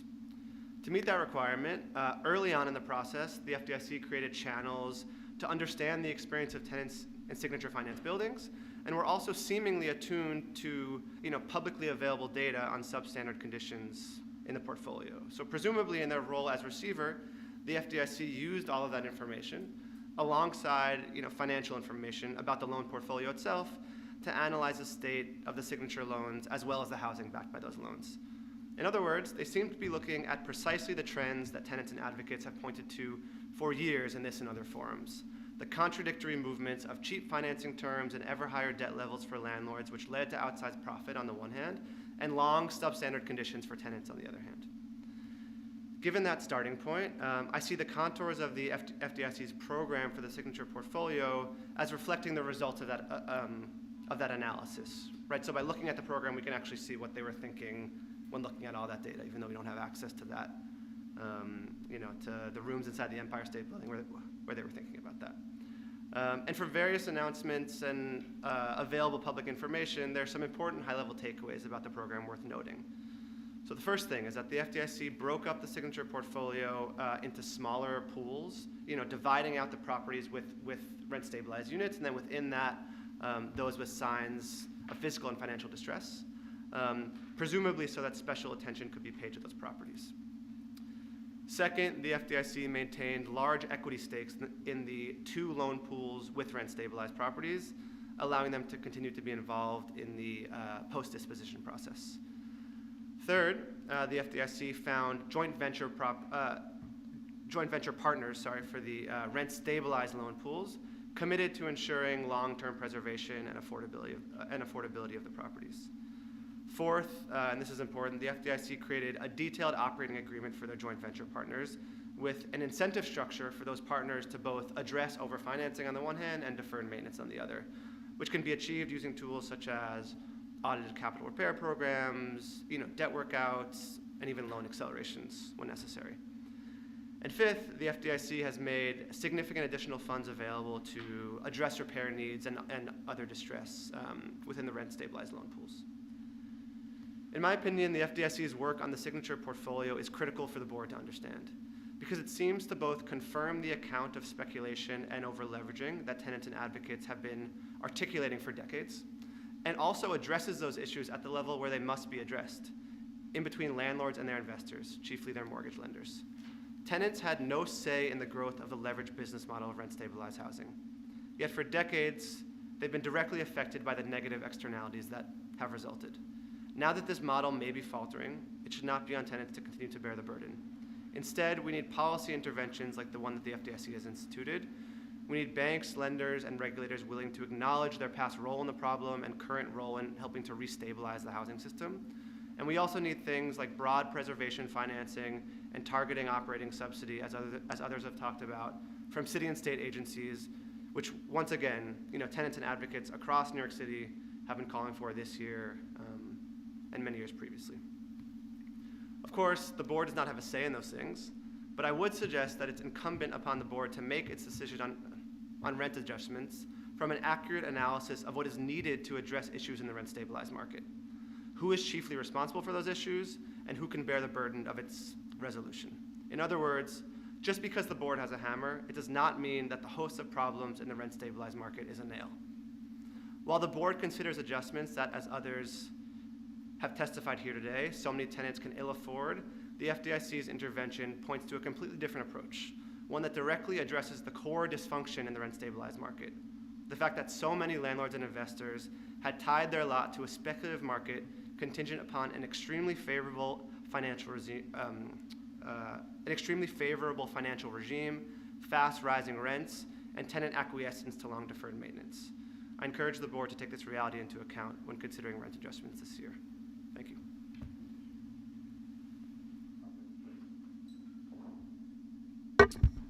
Yeah, thank you for your testimony. So I'm curious if you have any details about the Signature loan pool, because we've done a variety of surveys to try to understand the leveraging that goes on at the building level. So we have measures of loan to values that banks report, that landlords report, and we've also had other banks report the LTV ratios that they typically lend at. So what were the average LTVs of Signature? What would you consider to be over leveraged?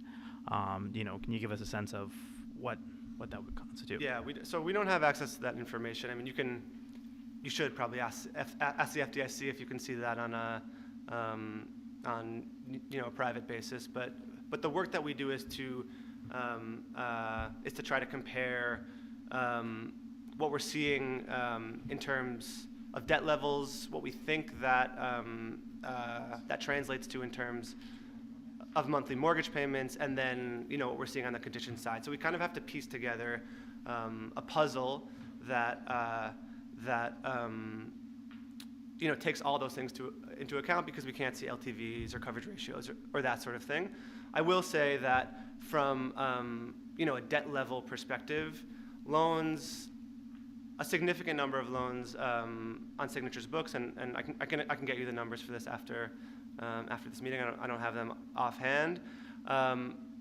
Were provided at levels, and this is especially for loans that were originated in the 2016 to 2020 period, that really no longer makes sense today, right? So if banks like Signature, and there are many others, right? Signature was on some level, the most egregious lender in terms of its underwriting practices. They kind of function similarly to lots of other lenders in the market. They were making loans at per unit debt levels that if banks had to mark to market those loans today, they'd be considered underwater. And again, that's a process that tenants did not have a say in, that tenants didn't even really see the benefit of, because in my empirical research, I found that more debt on a given building actually leads to worse outcomes for tenants, right? So I did a study together with LISC and the national group LISC, looking at the effect of what we called speculative debt or speculative acquisitions on things like violations or eviction rates, and we found that there was an inverse relationship. So the more debt a given landlord took on, the worse we found the condition of the building to be. Again, so another piece of evidence that, far from being about reinvestment, lots of these loans are about extraction, pulling money away from the building. But just to be specific, like what LTV or debt service coverage ratio would you consider to be over leveraged? So I think those are inadequate measures on a lot of levels. You can fudge the coverage ratio numbers if you get a bank to agree that expense levels can be kept really low in a building, even though anyone who a tenant or a responsible operator might have a very different view. So coverage ratios are a little bit tricky. Loan to values are also tricky. Loan to values are it's generally considered that a 75% loan to value is safe in the market. That assumes a value that is determined by an appraiser or a bank, has to do with the state of the market. And we saw banks making those LTV and DSCR figures work out, even in cases where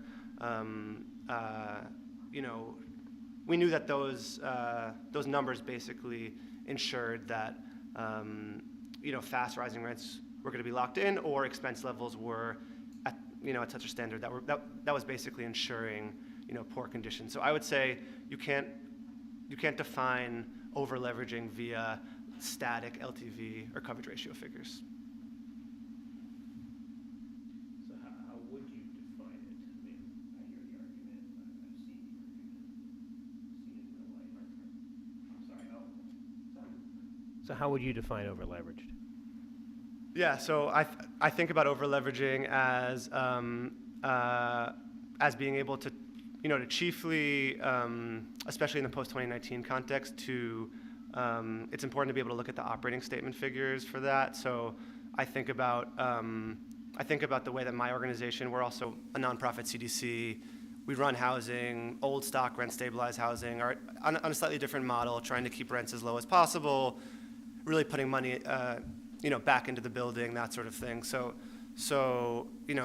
just as a for instance, we tend to put 75 to 80% of rents back into the building. I'm not saying that needs to be the standard that every operator across New York City needs to work on, but when I'm able to see an operating statement of a building that has gotten a loan based on underwriting where they're putting 25, 30, 35% of that of rental income back into the building, that indicates to me an over-leveraged building, right? Because that same building is spending 40%, 50% of its income, again, to make the mortgage payment. And I would think about it more on how a debt level translates into a debt service amount and then affects the income or the expense side of an operating statement. That was true even in a very different financing environment, in an environment of historically low interest rates. That's all the more true in an environment of much higher interest rates, again, which tenants have nothing to do with. Does that constitute an answer? Thank you.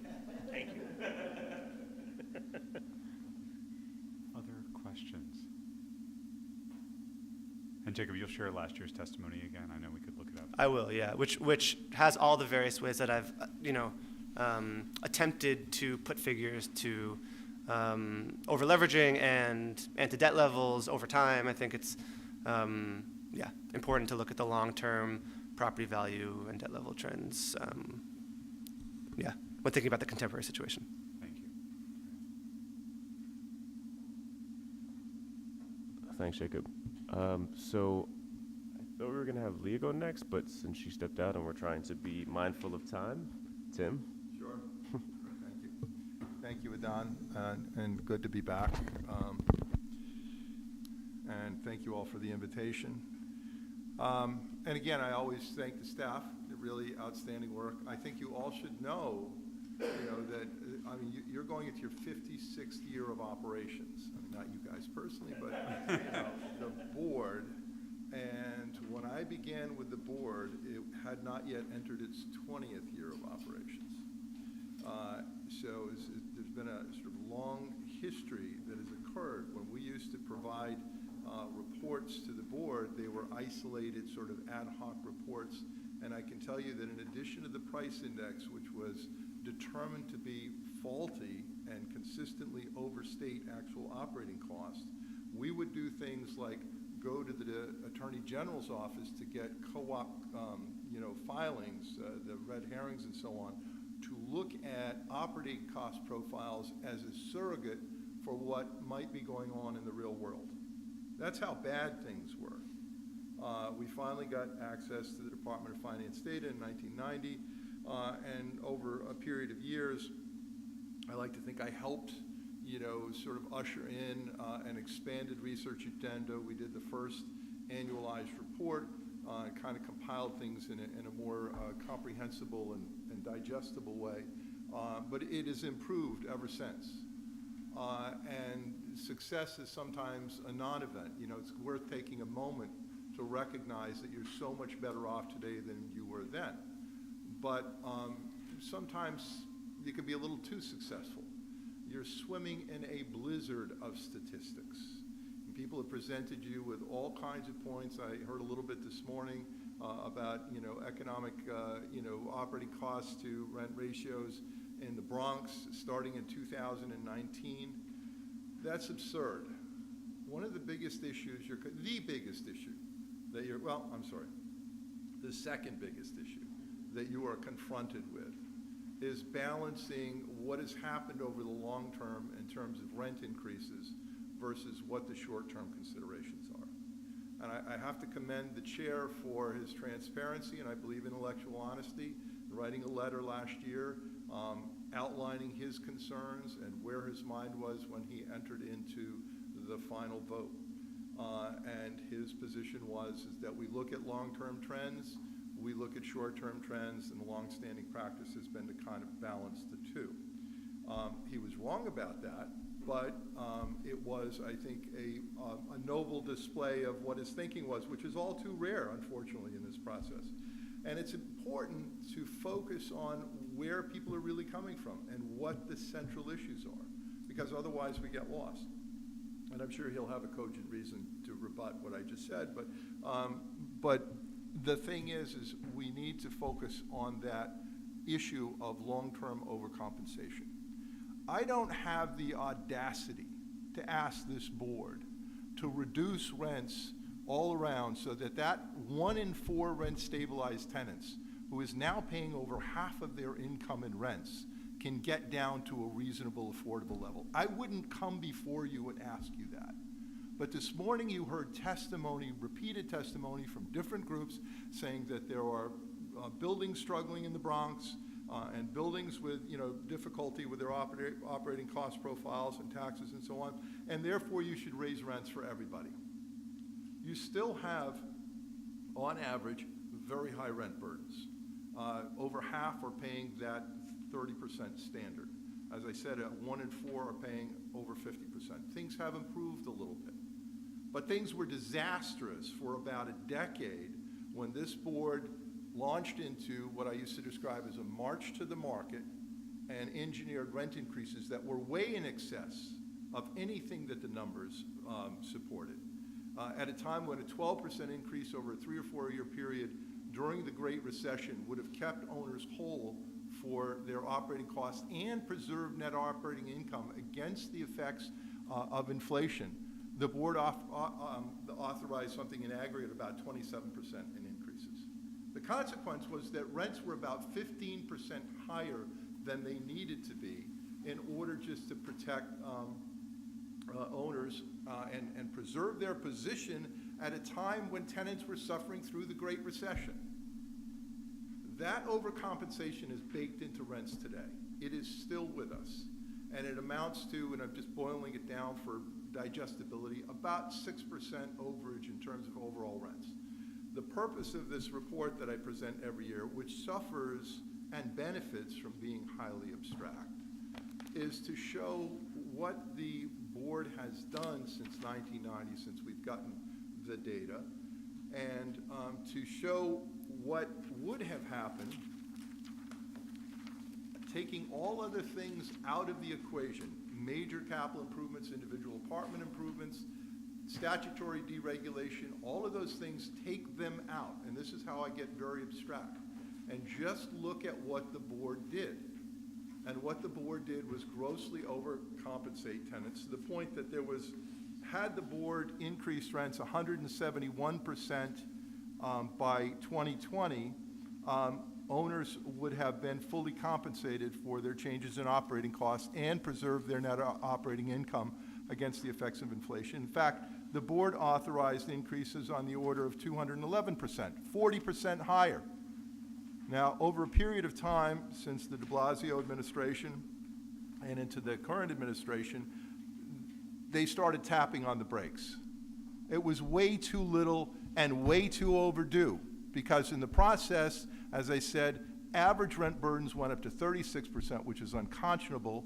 Homelessness has risen sharply, and this year it's higher than it's been in it forever. Tenants have, evictions are now coming back up. Tenants have suffered terribly, and this board had a big hand in that. And this board continues to have a hand in that, even though things are moving in the right direction. There should have been a much sharper and much quicker correction as soon as the error was recognized. The error shouldn't have been occurred to begin with. I used to come before this board 2012, 2013. If anybody can dig up my testimony, I was apoplectic. I was getting to the point of being shrill, which I may sound now, but I had just had it, because what was going on was a product of criminal negligence of the data, and it was hurting tenants.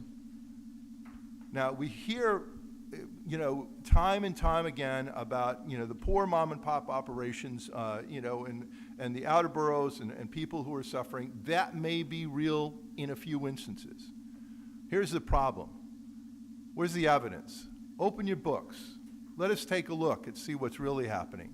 And if you really have a problem, and it's really related to what the Rent Guidelines Board has done, or what the regulatory environment has done in general, then we need a new mechanism for dealing with that, because we can't allow the tail to wag the dog. We can't allow a small sliver of the housing stock to force rents up for everybody, creating excruciating rent burdens, sending homelessness into unacceptable levels, and again prompting a greater level of evictions. So what we're looking at in terms of this table, as I said, things have gotten a little bit better. They're moving in the direction, the right direction, but they need to move quicker. And here's where I disagree with the chairman. The chairman, I suppose understandably, and in some ways very logically, was saying, I want to look at what the past practices of the board has been. I'm not going to radically depart from those past practices. Well, the past practices were terrible. The past practices were an abdication of the statutory obligation to basically simulate a normal market when no normal market exists, when there's a housing shortage and when tenants are being gouged. And that's my difference. And I think that although last year there was tremendous pressure with an 8.1% price index, and last year the chairman joined the tenants in, I think, bringing in what some people thought were very modest Rent Guidelines Board. They were rent guideline increases. They were still too much. They were still too much. This year you have a 3.9% price index. Rents are still too high. As I've said, just looking in the abstract in terms of what this board's authorized, rents are still too high by about 6%. You have to tap the brakes again and bring it down, because rent burdens are still very critical, and we need to get into that zone where I can come here, and I will come here if I'm still alive, and say it's time to raise rents significantly. I will do that if the data says it. I haven't touched upon affordability at all in this analysis. Everybody here has presented information about the hardships of tenants. I mean, they're there, and I mentioned that the hardships there, but I'm not telling you, I'm not giving you data. That doesn't mean that I don't think that it's important, but I think it's important for different reasons. There's the basic utilitarian issue of people are suffering, do something about it. That's not my pitch. There are owners who may be having a loss of their expectation interests and so on. In some respects, somebody ought to do something about that, but I don't think this board should at this time. But my pitch is not about, some kind of raw utilitarian analysis of human suffering. My pitch is about the fact that in a normal market, when incomes decline, rents are flat or go down as well. That's what happened in this country in the period from 2009 to about 2013. Rents actually went down, except in rent-stabilized housing in New York City, when it shot up to unconscionable levels. Rents went down on average, and we don't have a great statistic on this, but just in terms of reporting of asking rents, 15% in the unregulated sector during this same period. And rents were going up in rent-stabilized housing. So in a normal market, changes in tenant income and affordability are a factor. As I said, in unregulated markets, rents were flat during that period of time. But there's another reason to look at the issue of tenant affordability, homelessness, eviction levels, and so on. It's evidence of your errors. It's evidence, not completely. Most of the increases were statutory. The increase in net operating income now at, 48.4% after adjusting for inflation since 1990. The bulk of that is statutory, not from the Rent Guidelines Board, but a portion of it is from the Rent Guidelines Board. And that portion is unwarranted, and it added to unnecessary suffering, and it created windfalls for owners which should have never happened. There is a third reason why affordability is relevant. Because when tenants are stressed and they can't afford to pay the rents, taxpayers are called upon to make up the difference. This is very parallel, and I mention it in this essay, which is not part of my submission today. It's for your reading pleasure, or the cat box, or wherever you'd like to put it. The thing is, in 1937, when Charles Evans Hughes was faced with the issue of, do we uphold minimum wage laws, or do we declare them unconstitutional, as they had been declared unconstitutional previously during the Lochner era, going back to 1905. And Hughes said, when people are not paid a basic wage in order to sustain themselves, the public, the community is called upon to support them. Taxpayers must take up the slack. Taxpayers should not be forced to subsidize unconscionable employers. Taxpayers should not be forced to subsidize rent-gouging landlords. And that's exactly what the industry has called for. They've made that pitch before the federal courts and trying to get it to the U.S. Supreme Court, saying that this is a public problem, that the public should help out these poor tenants. Why? So we can continue to collect excess rents that are driven up by a market that has really no resemblance to a normal market. There isn't an economist in the galaxy who can untangle the effects of the public inputs into rents that we now experience, and private, anomalies that exist. Zoning, landmarks, the set aside of land for, public use, all kinds of other burdens and limitations on construction new housing, and the need to preserve the quality of life in a highly congested area of New York. In addition to the demographic changes that occur with people driving in here and placing pressure on this market, it has not been a normal market for over a century. So you all are the ones who have to sit in the middle. And we could embrace a power-driven ideological model. The market is a power-driven ideological model. It is a set of assumptions and commitments that allows people to take advantage of markets or economic circumstances that has to be agreed to and supported by government in order to function. Just as much as public ownership of the means of production is a power-driven ideological model. This is a human-centered, pragmatic model. You can think about the consequences of your decisions, weigh your past acts, incorporate that experience into your current judgment, and make the right decision. And the right decision is still to freeze rents. And as I said, in a year or 2 or 3, when the right decision is to increase rents 3 or 4 or 5%, I will come back and tell you to do that. Thank you, Tim. Sorry, I'm just, listen, it's too much coffee and not enough sleep. No, no, no. We appreciate the energy at 3:15 in the afternoon, I Tim. figured as much. Yeah, no. We have questions. I really want to make sure we have time for Leah. Yeah. But Tim, definitely I just have one really quick question. Yeah. So I see your chart. I think I I understand. thought you were going to ask me how much coffee I'm drinking, but. And did you bring enough for everyone else? Maybe something else, but yeah. You have all the data. What would 2024 be for your column called annual necessary The increases? 2024 is impossible to fully construct reliably. And by the way, the staff does update this chart. I created this chart originally. No, I'm not Then I'm blaming doing it, the but- work for you? But the staff updates it because they got it onto an Excel sheet. And when I first prepared it, and I did a number of years, there was a special adjustment that they had made that I wasn't aware of, which caused the chart to go off. So I asked them to stick it on their Excel sheet, and they're whizzes at this stuff, so they hit a few buttons and enter a few numbers, and so we got it. I will take all responsibility for the concept and none for the product. No, I'm sure it's correct.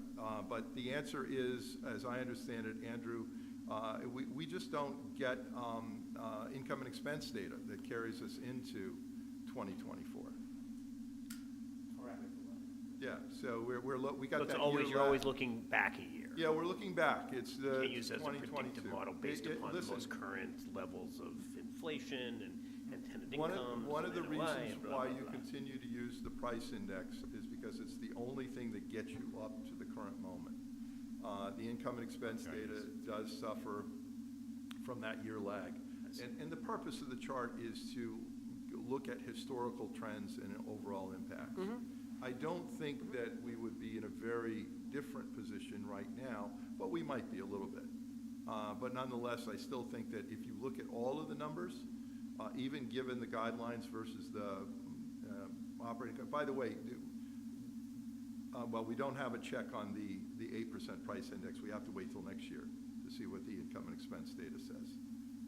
Or did we get it? Yeah, 8% was for 2023, but do we have data which says We're whether or gonna not go that back was and check it, accurate? right? From last year's file. Oh, yeah, I mean,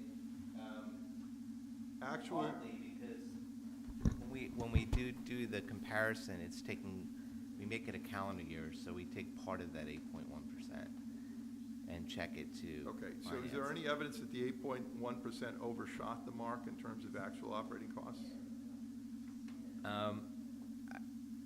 I have to go back to the report. Hold on 1 second. Over a 2-year period, I think it was roughly the same, but let me look at the report. Hold on. Okay, well, yeah, I think that's something that worthy of looking at. The short answer to your question is that we can't do it because of that lag. I have more questions, Tim. We'll follow up, but I just want to make sure we have time. And I know we're due to, I personally could stay after. I hope others can, at least for a few more minutes, so please. Thank you, Tim.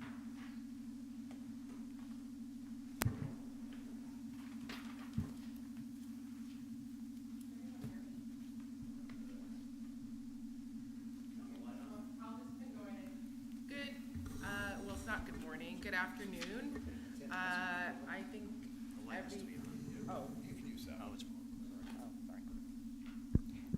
Good morning. It's really nice to see everyone. I think we all know each other, but just in case, I'm Leah Goodridge. I was formerly on the board for about 4 years and survived. No, I'm just kidding. And left the board to join the City Planning Commission, so I'm here to testify in my capacity as a current commissioner, having a bird's eye view of what's going on with housing, another bird's eye view.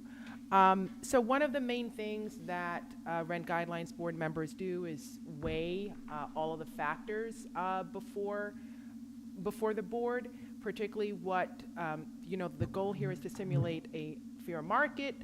And I want to specifically talk within the lens of what board members typically weigh. So, let's talk about the most extreme consequences of the two sides, which is always how it's positioned of tenants and landlords. On the one side, if you have a rent increase, of course, the 10% rent increases that landlords would like to make their net operating income, as they have said. The landlords will lose money. The buildings may be in disrepair. On the other side, let's increase rents. What could happen? People can't afford the rent right now as is. According to the Fund for the City report, 50% of New Yorkers can't afford to live here. According to the board's own data, 13% of renters missed one payment or more. I'm still a tenants' rights attorney, so I get to see how that plays out.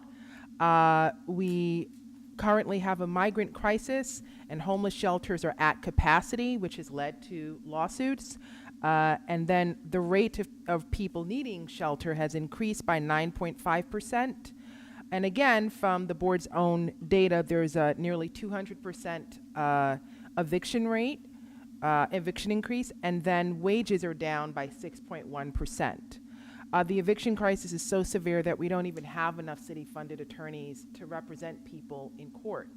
So I think it's important that we weigh those things adequately. As a longtime tenant advocate, of course, I'm not saying that we should allow buildings to be in disrepair, but you know, as a board, you have to make a decision weighing all of these factors and need to be honest about the fact that our city is already in a disaster. Increasing rents would fundamentally worsen that disaster. Let's get into the factor that I mentioned earlier, which is how much it costs for building upkeep, because I know that that is something that is going to be weighed. CHIP says, and I'm taking this from their website, Rob, you don't have to look so. I see Rob in court all the time and we sure these look so anyway. In recent history, he's very nice to me in court, but it's fine. So in recent history, the PIAC has consistently underestimated costs. For the last 7 years, the PIAC has underestimated the actual cost by an average of 1.47%. It's likely that the 2023 cost prediction of a 3.7% increase across the board is also significantly less than the actual cost this year. However, I want to raise 2 points to that point. One, let's remember that the PIAC is often self-reported. And two, the figure this year, which is 3.9%, is less than last year's 8.1%. In fact, when this board approved a rent freeze in 2020, the PIAC was around the same figure then, and at that point it was 3.7%. Quickly about a rent freeze, I also just want, as we know, this is what I'm advocating for. I don't even feel like I need to say it, but yes, this is what I'm advocating for. But I also just want to quickly point out that we often, in the times when I was on the board when we did have a rent freeze, it just had, it was a behemoth amount of advocating and behind the scenes, and it just took an entire pandemic for that.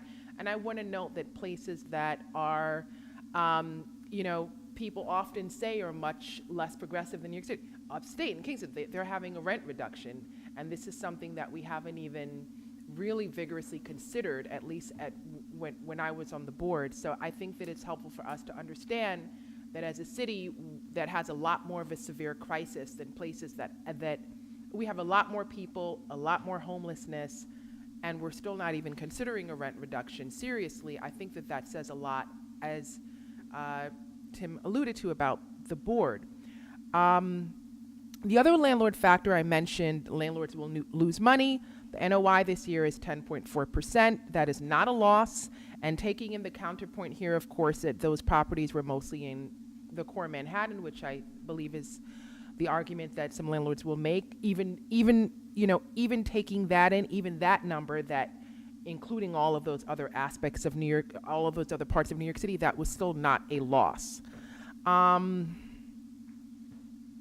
mentioned that I'm on the Planning Commission, and obviously one of the ways that that plays in here is something I can tell you is rent stabilization. The fact that we have it is precious, and I say that because while I was on the board, I was one of the many members who were part of a lawsuit to attack rent stabilization and frame it as a taking of property because of the fact that there are perpetual lease renewals, because there's succession rights and many different things. And I want to say that having been on the Planning Commission, it really provides a bird's eye view about how precious rent stabilization is. First of all, it takes many years to build housing. And second of all, only 15% of the projects in 2023 of the completed projects were for extremely low income. So if we're talking about, let me give you an example. Some projects will come through, and happens quite a bit. It's not a rarity, of where the starting point for the housing is $40,000. So if you are an Uber driver, if you are a home health aide and you make $25,000 overall, your income is too low to qualify for affordable housing.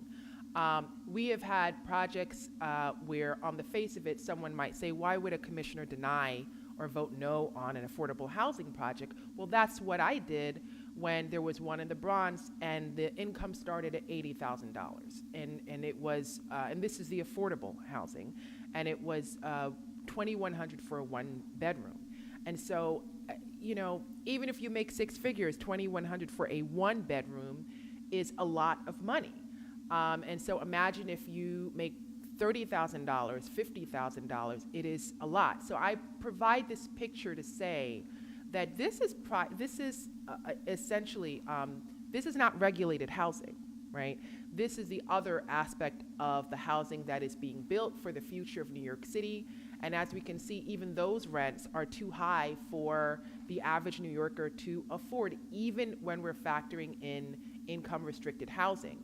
So that's why rent stabilization is important, and it's important for it to remain truly rent stabilized and have rents that are affordable for tenants.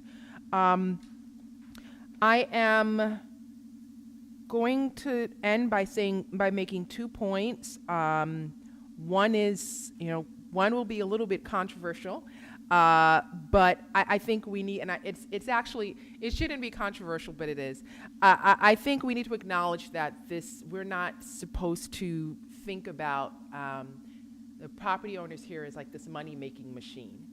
And I say that because oftentimes this work, at least when I was on the board, is often framed as, landlords, tenants, and I actually don't even like the fact that there's this sort of equivalency anyway, but landlords, tenants, and we think about landlords, well, I don't, but we think about landlords as a sort of like caretaker of New York City, and so taking on this job, and so one of the things that weigh on board members is, well, who's gonna wanna do this job and be a landlord of rent-stabilized buildings if we're not allowing them to increase the rent and make a profit? And so that's why I respond and I say, we need to really disrupt that aspect and really think about everything that's going on in the city.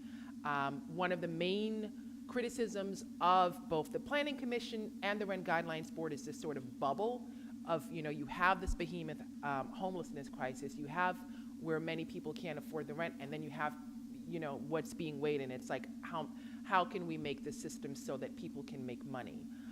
So that's why I say that we need to sort of take a step back from that and starting with the framework of how do we simulate this market so that people can want to do this. The reality is that no one is forced to be a landlord of a rent-stabilized building. You make it. I don't know anyone who's been shoved and put in jail and said, if you don't take over this building, then you're going to be in jail.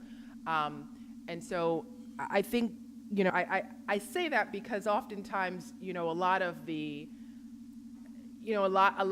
framework, again, that's provided is this sort of like equivalency of like someone is facing homelessness, can't afford the rent, and like someone, has made a business decision that isn't generating profits.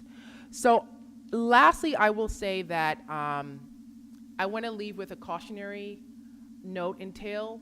One of the things I would caution against is using current tenant protections that have been passed, using that against tenants. So for example, the way that looks is saying, for example, in 2020, there was an eviction moratorium, there's right to counsel, there's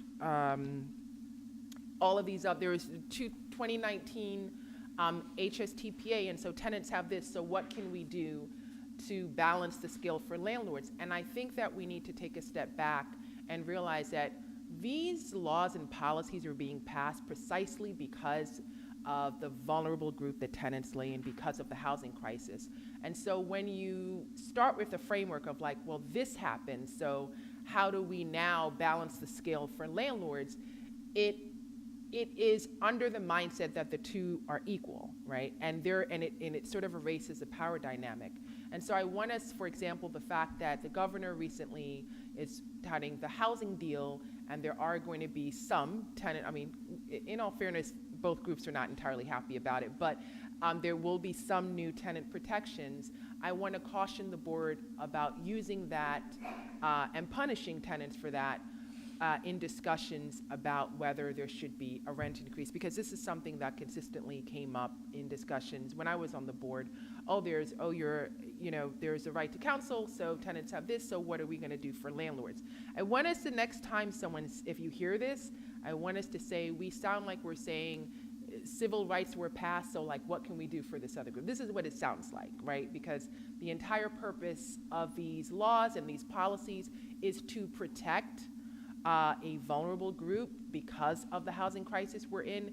It is not giving tenants an unfair advantage, because that is how it's almost like it's the affirmative action discussions. That's how I feel like sometimes it comes out, like people have this unfair advantage, so what do we do to make sure that this other group is taken care of? And I want us to caution against using that framework, particularly because one of the main criticisms is how much of a bubble these boards are in, and I'm not passing judgment because I was on the board, I'm on another board, and so, we want to pop the bubble and be in the real world. So thank you so much for listening to my testimony. I'm happy to take questions. Thank you so much. Questions? Doug. So let me ask you, you were here, and this is a general question, but, and all this, I think Tim sort of said it, there's so much data, it's a blizzard of data, and it's hard to figure out what, but you talked about, and I understand, the 10.4% increase in NOI, yes. But when I look at what I think, and I want to add the most vulnerable part of the housing stock in the city, serving the lowest income New Yorkers in the Bronx, mostly 100% rent stabilized, mostly older buildings. The NOI there, I think this year was down, is it 14%? Am I reading the chart right? And over the last few years has been really, really not gone up. It's stayed. And I agree with you. And I hear what you're saying about the fact that many of those owners might own buildings in the core of Manhattan, and therefore they're okay. So I don't know that, and I'm just sort of struggling, Yeah, very transparent, Okay, so with how to sort of think about those two things side by side. I recognize that the lowest income New Yorkers probably are in those buildings in the Bronx. So a couple of points. The first point is, so then let's go the second step. So then let's say, okay, well, let's increase the rent so that the buildings can be in better repair, and then ... they won't live there anymore because they won't be able to afford it. So that's number one to think about. So let's go there and say, okay, so then what do we do with that? If we because I actually have worked in the Bronx for the last 8 years. And I think one of the things that a lot of people, and I'm not even just talking about the Rent Guidelines Board, I'm talking about when I tell people I'm a tenants' rights attorney, and I say, a $50 rent increase can actually make or break someone. People are like, really? Yes.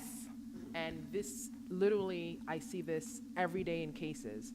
The rent went up, they couldn't keep up, it accumulates, and then here we are. They're in my office, I'm fighting with them in court to stop this eviction. They don't qualify for SCREE or DREE or any other program, so here we are. So that's number one. Will the question to your question is, will increasing the rent then help that situation of where the issue is that there are low-income tenants who cannot afford the current rent? The answer is no. The second, I guess other. Well, I just want to add to that, because I think that's the central point. But my understanding is that the numbers that you're looking at, the net operating incomes, are actual collections. So if collections have fallen in poor neighborhoods, which really complements what Leah has been saying, if it's falling in poor neighborhoods, then incomes are falling, and it may not be due to what this board does. And we really haven't parsed that out. That's one of the things about getting so deeply into the weeds that it's really hard to see the main waypoints. I did want to also mention, and I apologize, because I haven't actually used the formula for about 4 or 5 years now, but on the chart that I had given you, asked about 23 versus 24. 23 was, I believe, updated by the price index in part. I think there's a hybrid calculation of 4.9%, and consequently, it gets you up to the end of 23. We can't say anything about 24 because we're just in the beginning of it. Am I right about that, Andrew? I hate to admit it, but Tim is right. I'm glad I remembered. I mean, it's not very often I have a 5-year-old memory about a mathematical formula that actually works. Just a little levity, Tim. I respect you. To answer your question about the price index and the I&E, so over the last 2-year period, it's a better way to look at it because we adjust it. I find when you look at 2 years together, it tells a better story. So the price index went up 11%, I&E 11.3, so they're very close. Oh, so okay. Those Good. two are close, and that's through 2022. Okay. And I will note also your projection last year was 3.7%. Yeah. Operating cost increase, and the price index came out at 3.9. You should know that when I was executive director, there was a 0.1 gap during the period of my service before the Okay, How many- here's the good part where I can and cut how in. many years Okay, was that, so Tim? my other point I wanted to say, I quickly wanted to say is something that comes up a lot, especially in the Bronx, is the distressed buildings. A lot of them have been in distress for a very long time. Even when the rents were high, they were still in distress, and I'm not saying that this is the case for everyone, but if we're talking specifically about the Bronx, some of it doesn't really even have anything to do with I don't have enough money. They just leave them in distress. Sometimes these buildings are in distress for 20 years. We're going into the Bloomberg era, and so something that has popped up, another question is, should we really, what's the opposite word of punish? Reward. Thank you. Should we, because my mind went to we should punish. But anyway, should we really reward, right? Though there's also that question of, if you've had a building, it's been in disrepair for 20 years, it's been your building, and you haven't done anything, should we really reward them by having these higher increases? This was the other question that happened with the apartment, with the IAIs, with the individual apartment increases that are framed sometimes as renovations when they're really long-term repairs. So this comes up a lot in my work as well. So I just wanted to also, there's another angle to that too. Could I just mention, I mean, I think in a fundamental way, what we're dealing here is the ultimate parameter of poverty. And you know, in that context, public subsidies make sense. If people can't pay enough to keep a building running, then somebody's got to chip in, and that's okay. But if owners are collecting much more than that and getting windfalls from a tight market, subsidizing that is not okay. And that was one of my big major points. I would also just add, yeah, that we definitely cannot assume that increases in rent are going to translate into better conditions in buildings. And I think that speaks to what Jacob brought up earlier, that you see, whether it's through rents or mortgages, you can have increased operating funds. You can have increased capital coming out of your building and not invest it in conditions. And I just think we cannot make the assumption that on the whole, landlords are going to take additional rent and invest it into good conditions in a building. Yeah. Just one more thing, I'm sorry. First of all, just to second what Leah was saying about like very solid logic of if you raise rents on people who can't afford to pay the rents, you will just, they're not going to pay the rent, they're going to get evicted, you're going to get higher income tenants, so that will be the story. But the second part about the Bronx, so I've done some research looking at the number of low rent units in the city over the course of going back to the 80s and the 90s, and the Bronx is the only place where that number has actually risen, as opposed to everywhere else where we've seen huge declines. So, you know, the Lower East Side used to be different, Chinatown used to be different. And a lot of those units are light-tech units. So it's tenements that have been bought up by either a nonprofit or for-profits, and are now set at lower rents than they would be otherwise. And I suspect that there is a good, and this is what you see with the CPC presentation as well, where I suspect that there's a good portion of those distressed buildings where the problem is the way that the federal LIHTC rent setting system works, as opposed to anything that has to do with rent stabilization, where you end up, and this is kind of like a dirty secret, where a lot of people who are living in affordable housing in the city are extremely rent burdened because federal low-income housing tax credits and other programs that are similar to them don't provide operating subsidies. And this is kind of like a thing I feel like, come back to multiple times. So to go back to Jacob's hammer nail metaphor here, where this is a problem, but it's not a problem that this board could fix. We need more operating subsidy in the form of either more Section 8 units, HAVP, city PEPs, whatever, but it's just not the purview of this board necessarily. Sorry, I'll keep this super quick. It's a question for Tim and Leah. What conditions, if any, do you think would warrant increases in rents? Right, so what data points would you need to see in order for you to think that is warranted?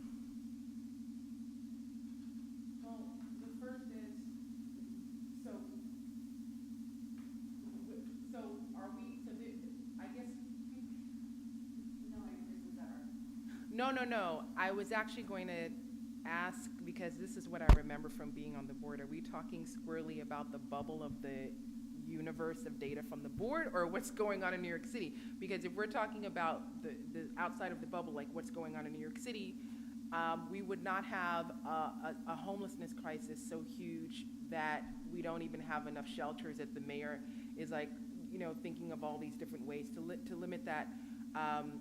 We would not have the majority of New Yorkers who cannot afford to live here.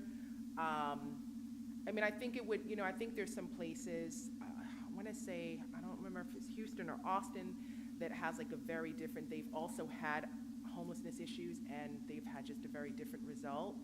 So I think, you know, the monster, it's really that we would not have, and I look at it literally as a monster, like we would not have like these huge housing crises issues. And then we could say, okay, well, let's think about if we can raise the rent. But I think because we do, it's very, I mean, sure, I'm happy to, okay. Yeah, if anyone else can jump, I feel like I've been talking a lot. You know, that's exactly what I've been talking about for years, and just really to amplify what Leah was saying is that I mean, in some ways, what happens at the legislative level is noise. When it's real, but for what this board does, it's noise. When net operating incomes were going up dramatically, largely because of deregulation and major capital improvement increases and so on, I was telling the board in those years, you can ignore that. Albany made that decision. That's where the democratic accountability lies. I may not be happy with it, and I fully supported the reforms in 2019, but it's not this board's job to undo what Albany does. In fact, it's antithetical to what this board should be doing. This board should be looking at, you know, that in some ways highly abstract ideal of simulating a normal market where one doesn't exist. And this board should be looking back at the historical impact of what it's done in the past, which is what the chart I've given you does. And again, it's highly abstract. It says that if, you know, all other things being equal, would owners have been kept whole? And for me, that means, are their operating costs covered? Is their net operating income protected against inflation? That's the beginning.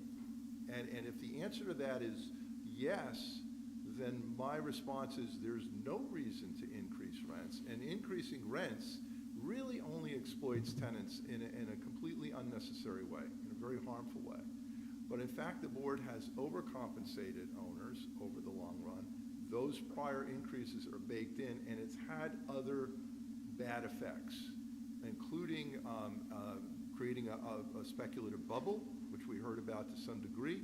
We see the sales price data that the staff now gathers shows a bit of a drop in sales prices, which maybe relate to higher financing costs, but also to the fact that people paid a lot of money for buildings anticipating a big windfall when all of a sudden, they could deregulate the apartments. And so the 2019 reforms and actually the actions of this board over the past 10 years or so have sort of reined that in a little bit, causing a potential dip. But I caution you, you have highly distorted and potentially misleading information about sales prices, because the Department of Finance doesn't track buildings on a point-to-point basis. It just takes, what was sold in 2023, what was sold in 2022. So there's a tremendous amount of fuzziness. And I've been critical of the board, and I'll be critical again. There is a glaring omission to the point of serious negligence in not looking at or not creating a mechanism for studying sales prices.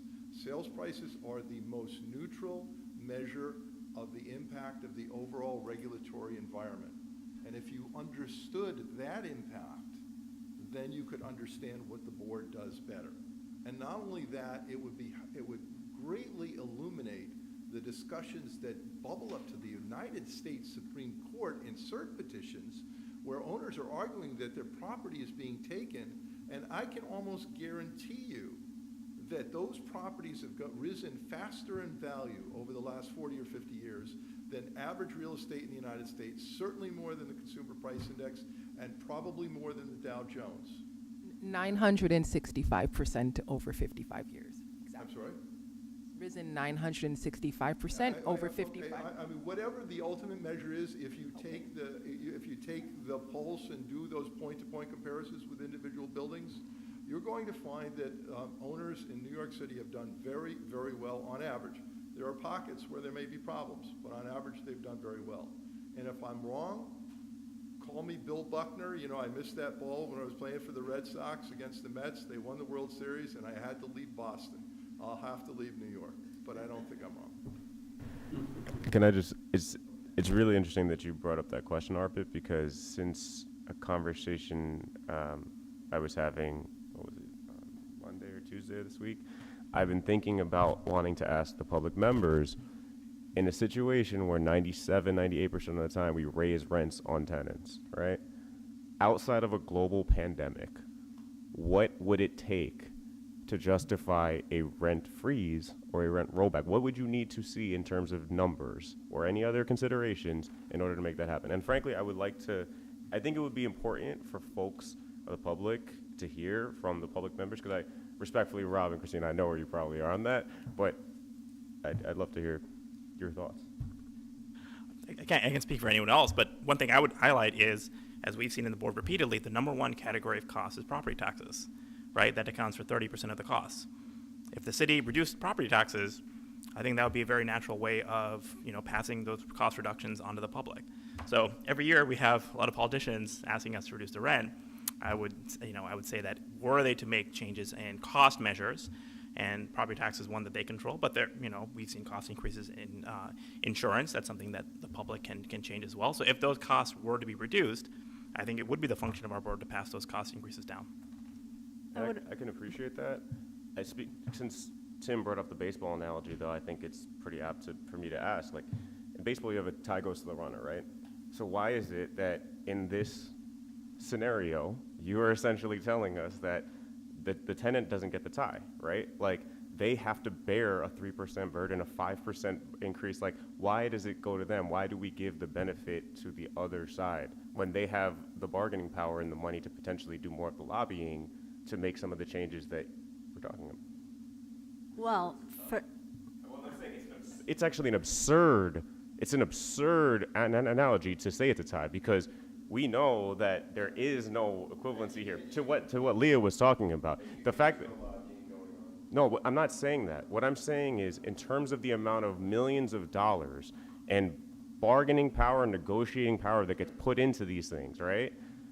There's a complete imbalance. And so why is it, Say that that's not happening. what's not happening? That there is an advocacy on the landlord's groups to have real estate taxes, to have insurance reduced. What I'm talking specifically about, Rob, is millions of dollars wasted on terrible challenges to the Supreme Court about takings. I'm talking about putting millions of dollars in to get rollbacks to the 2019 HSDPA, right? We just talked about this earlier. There's been 9, hardship applications. They could advocate for other mechanisms, right? They can put money and power and time into other mechanisms that would help them.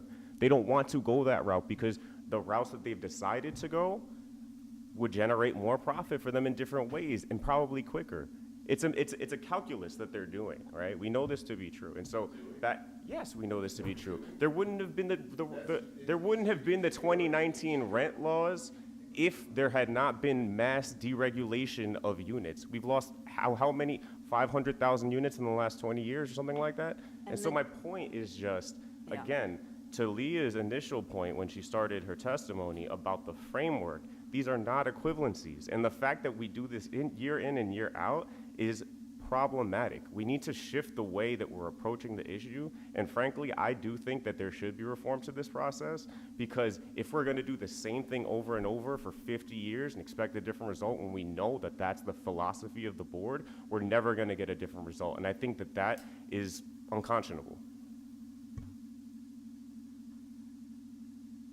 Could I just add one last thing before, because I know you all want to go, but Thank you, Jacob. there's been a lot of discussion about the process and civility and, vocalizing dissent and so on. I want to remind the board that the board created, not this board necessarily, but before you created a deep culture of distrust. And that culture is still with us. And that's what you're witnessing. That's what you're hearing. Now, I've called upon people, and the reason why I'm sitting 3 feet away from Leah is because I don't want her to hit me with my hand. That's good. I'm pretty close. But I've called upon people to exercise greater civility because the logic, the facts, and the history all support the tenant's arguments. So when you hear this, cacophony of anger and bitterness and so on, which I don't really support, beneath it all is a lot of logic and a lot of reality. And I hope you're going to go through all of these hearings in the coming month, and I hope you can get through them and keep that in mind. At risk of having some disharmony here, let me just say, go ahead and say, because I think I was actually even asked about this yesterday. I might have talked about it.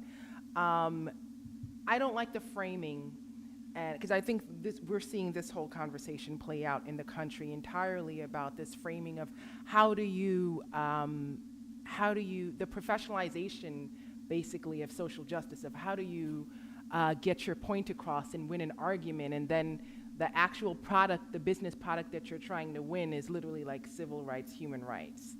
I really don't like that framework, and I really find that it's disingenuous to have these constant conversations about civility, especially with the board. How do people protest? Should they wear shirts? What should they chant? And then the people who are making those decisions are often the most powerful people in that equation.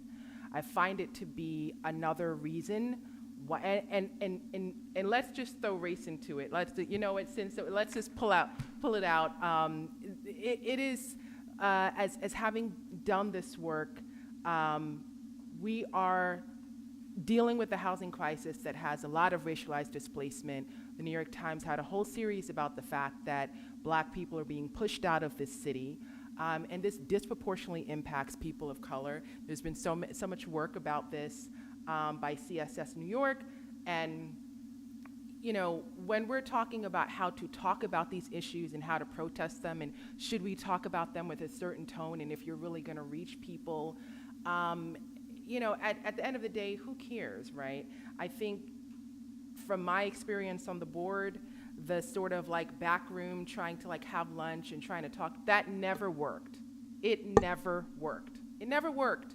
People had their viewpoints, and that was that. So I don't think that we should police how people protest. I don't think we should scrutinize how people talk and frame it in terms of anger. The people who raise this overwhelmingly are often white, and it's often against people of color, and I think we need to just disrupt that whole language. Appreciate that. Thank you, Leah. I was not going to talk about this today, but you know what? It's I was not prepared. I had my housing points, but you know, No, I no, I think appreciate I it. really I appreciate you. hope this discussion doesn't come up again with the No, board. no, So. it's okay. I appreciate it. I Thank think you. it's a healthy discussion. I agree. Appreciate it. So, no, I appreciate it, and I appreciate it, and I don't think that's the end of the conversation, and we will continue to talk about this. Well, thank you all so much for being here, and we will continue. Thank you. Do I have a motion to adjourn? Motion to adjourn. Second? Second. We are adjourned.